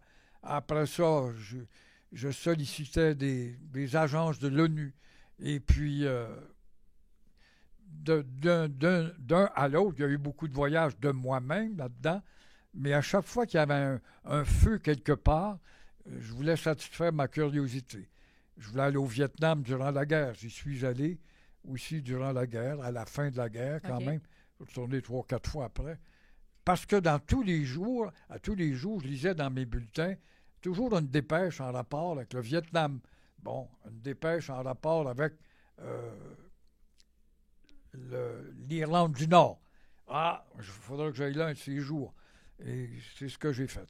Mais le voyage, c'est la meilleure école, c'est une richesse, puis je veux dire, on peut bien le constater aujourd'hui, vous êtes rempli de savoir, c'est riche, on apprend plein de choses. En tant que personne qui a voyagé beaucoup, parce que là, on bâche beaucoup le Québec. Qu'est-ce que vous aimez du Québec, mettons, par rapport aux autres endroits? Avez-vous quelque chose de positif à dire d'ici? Du Québec? Oui. Ah, ben la Nouvelle-France, la vallée du Saint-Laurent. Quand j'ai travaillé à Sept-Îles, à Matane, à Sept-Îles, j'ai connu un peu mon Québec en faisant mon école à la radio. Puis après ça, CHRC Québec.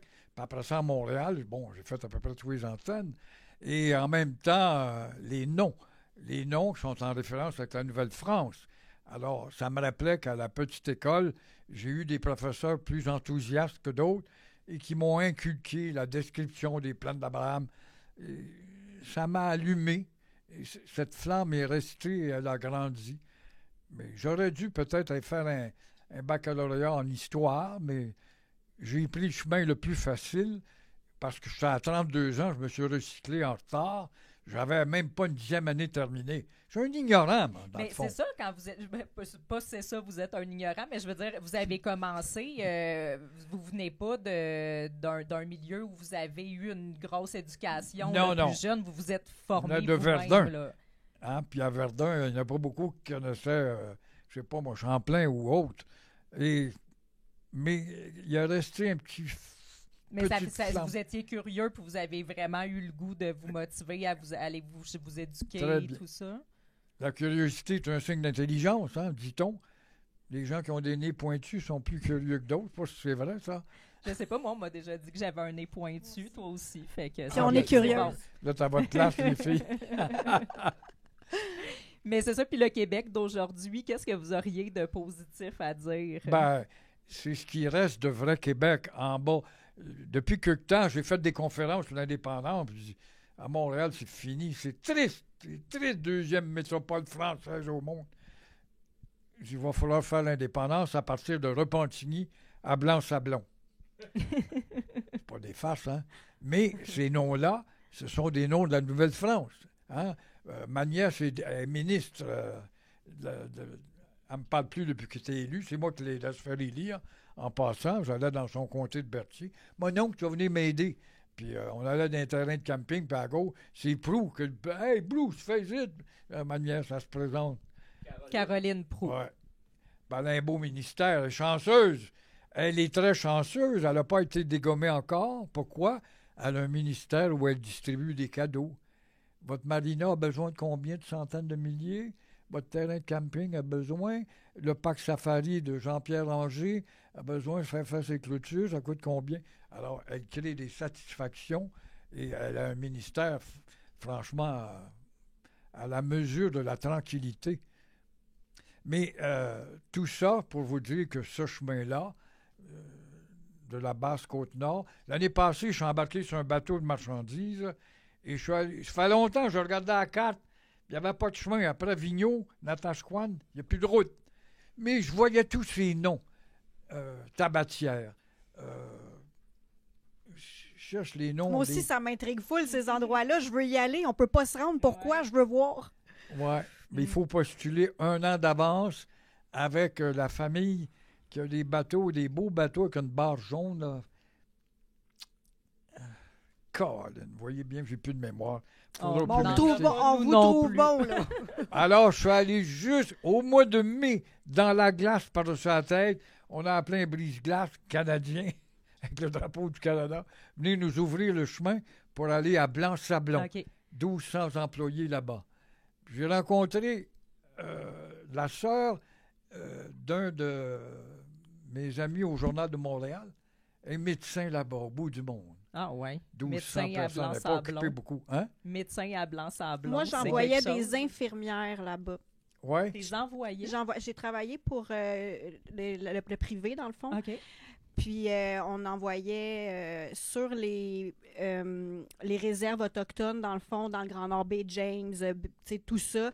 On envoyait des infirmières là-bas, OK. dont Blanc-Sablon. Puis, Wow. ouais, c'est... C'est le bout du monde. C'est Ouais, la C'est dernière un des autre vie, là, municipalités c'est ça. où il y a des panneaux en français, puis Mhm. bilingue, parce qu'il y a bien des OK. têtes carrées. Ils n'apprennent pas rien. Ils Mhm. ne veulent rien savoir de nous autres. C'est normal. Ce sont Absolument. des Ben Ils concurrents. sont peut-être moins motivés dans ce coin-là à apprendre le Mais on n'a pas français. Ouais, toujours il y a été ça. gentils non plus. Tu sais, ils ont des soins puis tout ça, des soins de santé, mais Mhm. ce qui s'est passé là-bas puis ce qui, je pense, se passe encore aujourd'hui, ça, c'est... Mais il y a un film là-dessus de Oui, oui. je pense. Oui, C'est quoi? La Grande Séduction, je crois. oui, c'est ça. Ah, OK. Ville majoritairement anglaise. Avec des trottoirs de bois. Puis... Ça se passe là-bas? Ouais, il essaie Ah, de OK. séduire le Ben, médecin. moi, je me rappelle, je l'ai vu, c'était bon, mais je me rappelais pas que ça se passait là. Puis ce que j'ai trouvé de beau et de touchant, parce que vous parliez en relation avec l'histoire, c'est mon arrêt à... On t'a arrêté 2 fois à l'île d'Anticosti. OK. Il n'y a pas 100 personnes qui habitent là. Mhm. C'est Imaginez-vous, petit. tu tombes malade, là. Mais, ils sont à peu près à 75. Ça monte à 150, 200 à la période où les Américains s'amènent avec leur carabine. C'est ça. Parce que les chevreuils, tu les fais manger dans ta main. OK.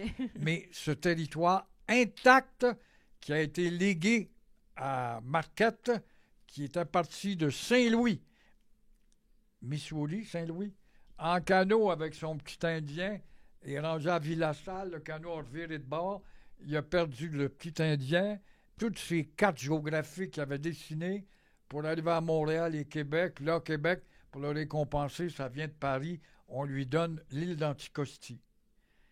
Il était le seigneur de l'île d'Anticosti et cet îlot de terre est intact, sans habitants. C'est fantastique. Là, tu rentres là, tu dis ici, tu es dans la vraie nature, la Nouvelle-France pure. Mhm. Ben, c'est ça, il n'y a pas beaucoup d'endroits dans Qui est le resté monde intact. qui est intact comme ça. Si on va aux États-Unis, je pense pas qu'il y ait grand place, des grands territoires comme ça, qu'il n'y a rien Non. puis que c'est sauvage. Là. Donc, pour vous, ce qui reste de bien au Québec, c'est les terres, La la nature. nature. La langue, c'est bien parlé. En bas du fleuve, on parle bien. OK. Je regardais les Acadiens, des gens courageux, ils parlent tous avec un petit accent savoureux, mais ils parlent mieux, leurs phrases sont mieux construites que les nôtres. Qu'à Montréal. Fait Et que le nous problème, autres- c'est les Montréalais, dans le fond. Ouais, puis la bande de la télévision, de la radio. Ben, ils ça vont- joue pour beaucoup. J'écoutais un niaiseux là, qui a passé sa vie à faire des quiz, là, les baguettes en l'air, j'oublie son nom. Qui? Guy Non, Jodoin. pas que J'ai peur de le nommer, mais je le trouve. Chris Lécuyer. Hein? Les cuits! Hey, les quelle cuits. sorte de recherchiste que c'est ça! C'était en plein ça! Et il avait gagné un trophée. Et je remercie mes writers en pleine télé Radio-Canada. Je remercie ma bande de writers. Mais où est-ce qu'on est rendu, bâtard? Y a-t-il moyen de descendre encore plus bas, comme à Hong Kong, Comme au à Hong 13e Kong. sous-sol? En béton. Hein? Alors, est-ce qu'il y a de l'espoir quand on voit ça? Est-ce qu'il y en a? Est-ce qu'il y a de l'espoir quand on rentre dans un restaurant tu n'entends plus une Ginette Renault, un Claude Dubois ou chanson de chez nous ou française? Il fut une époque où on connaissait des beaux et bons chanteurs, chanteuses de la France. France Gall, puis combien d'autres. Mon Dieu, que la montagne est belle. J'ai des trous de mémoire. Voyez-vous, il va falloir que vous me mettiez dehors. On a Safia Nolin. Non, s'il te plaît. Je m'en vais pas là. Mon Dieu, non, mais je pense que j'ai une anecdote à raconter. Léo Ferré, quand tu écoutes le verbe. Oh! Mais lui, Jean Ferrat, je l'ai. Et il était venu à CGMS, puis j'ai dit, M. Ferrat, vous êtes toujours de gauche? Ah oui, toujours. Vous êtes communiste, toujours. Mais j'ai dit, donc, vous êtes un athée? Ah oui. Mais comment pouvez-vous être un athée quand vous dites, mon Dieu, que la montagne est belle? C'est une prière, dans le fond. Un amour de la nature et de la montagne. C'est une forme de prière. C'est un hommage à la création. Il avait trouvé ça bon.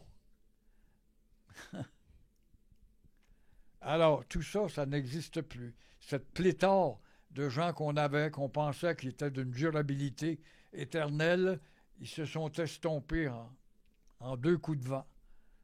Comme une flamme Mais s'éteint. côté artiste, je veux dire, comme partout, il y a encore des artistes, il y a une relève artistique, mais il y en a plein qu'on connaît pas. Est-ce qu'on pousse et on promouvoit seulement ceux que nous, on trouve mauvais aujourd'hui? Est-ce qu'il y a des pépites cachées qu'on ne sait pas qui existent parce que justement, il y en a ils sont quelques-uns pas, dans le dimanche soir que j'étais à l'Académie. J'ai regardé pour la première fois.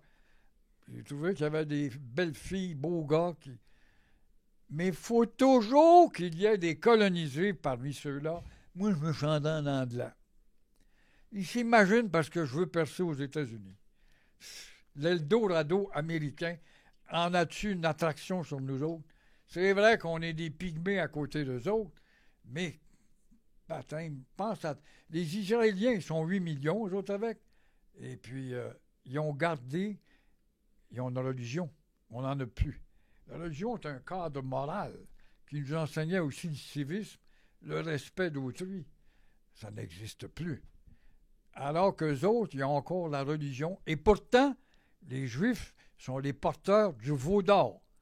Le veau d'or, c'est la multitude de millions de dollars. À Hollywood et partout à New York, ils ont la balance du pouvoir pour faire élire un tel ou pas. Mais ils ont gardé avec leur calotte leur religion, leur langue et leur histoire. Comment ça se fait? D'après moi, c'est à cause de leur culture historique. C'est la plus vieille nation de la Terre, on l'oublie. Il y a eu combien d'autres nations auparavant? Les Icnos et combien d'autres? Les Sumériens, puis les ci, les ça. Et elles se sont estompées.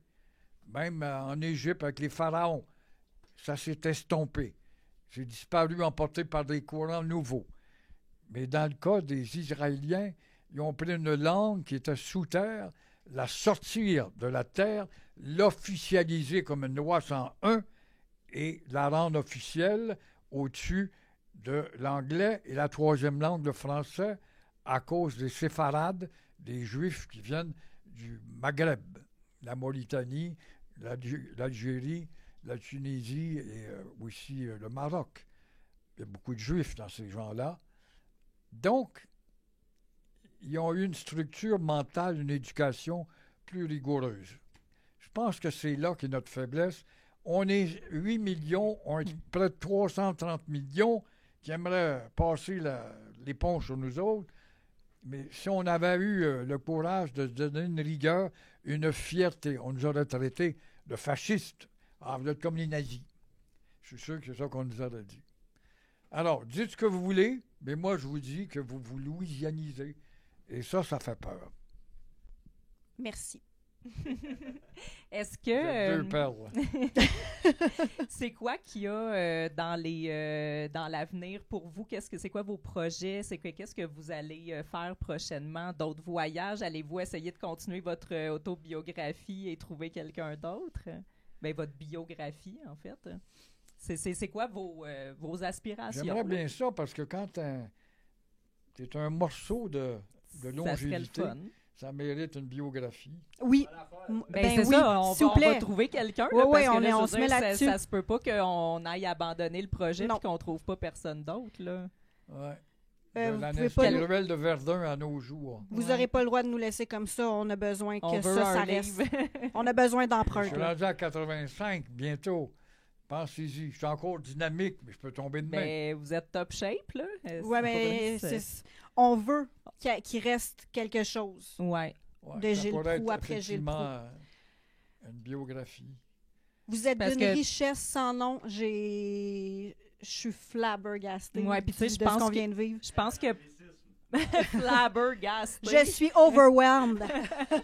Non, mais pour de vrai, là, tu sais, moi, pour ce qu'on fait, bon, c'est un petit peu plus humoristique, notre projet, mais tu sais, je pense qu'on a un souci de dénoncer ce qu'on trouve qui va pas dans notre société. On le fait avec humour, on le fait quand même un peu punché. Là. Moi, je suis plus un petit peu plus Mais vous êtes poli conscient. dans mes propos. Chloé est plus rentre dedans. Puis, tu sais, je pense que comme moi, Gilles Proulx est une inspiration, vraiment. Là, moi, j'étais vraiment Écoute, je flattée que suis vous veniez émue. aujourd'hui. Je suis émue du temps qu'on vient de passer. Ouais. J'espère qu'on va avoir la chance de vous revoir sur le podcast Mm. pour parler d'autres choses, pour Peut-être.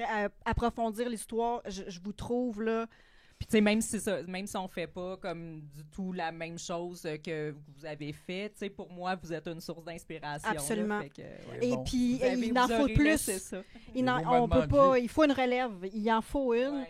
J'espère qu'on va pouvoir. C'est sûr qu'on n'arrivera jamais à achever de M. Proulx, mais j'espère que ça.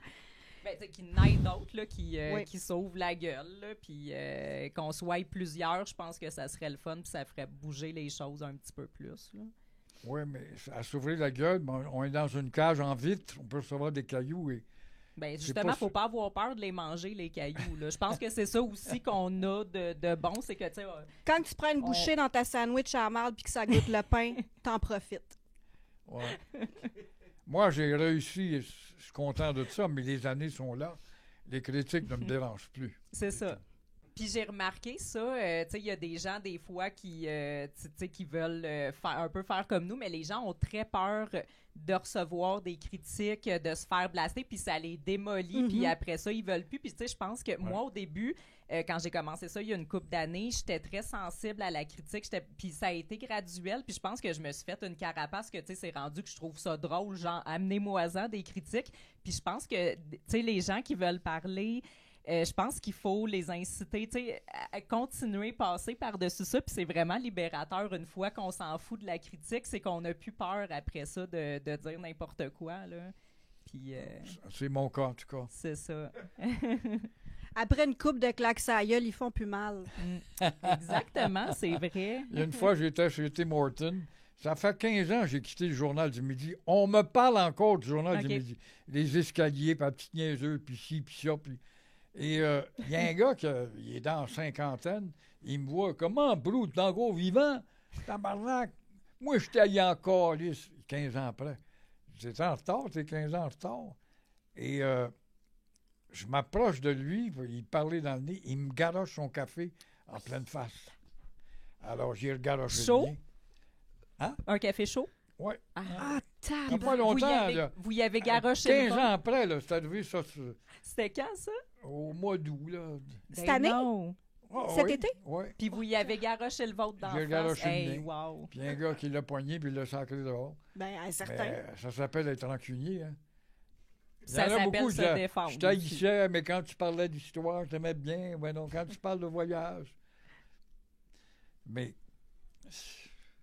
Ben, tu sais, c'est ça, mais je pense qu'il faut apprendre à s'ouvrir la gueule, à pas avoir peur de la critique, mais aussi à être capable quand même de se parler, à accepter les Je confrontations. suis pas même si d'accord on n'est avec pas toi d'accord. là-dessus, mais on est capable de Ok, discuter je pensais que tu de n'étais pas ça. d'accord Non, non. avec moi. Je suis toujours d'accord avec toi. T'es pas obligé. mais l'avez-vous, le livre de Villemur? Non. Non, pas encore, mais... Ça s'en Vous vient. allez voir l'incident là-dedans. Il l'a mis dedans, lui. OK. Oui, c'est ça, OK. Ben, je n'avais entendu parler, mais je pensais que c'était plus... Plus vieux. je pensais pas que c'était récent comme ça. Ouais. Fait que, un mot de la fin? Ben, vous êtes belles, vous êtes deux perles. Oh. Voyez-vous, je suis un macho encore une fois. C'est correct. Et je désobéis aux règles.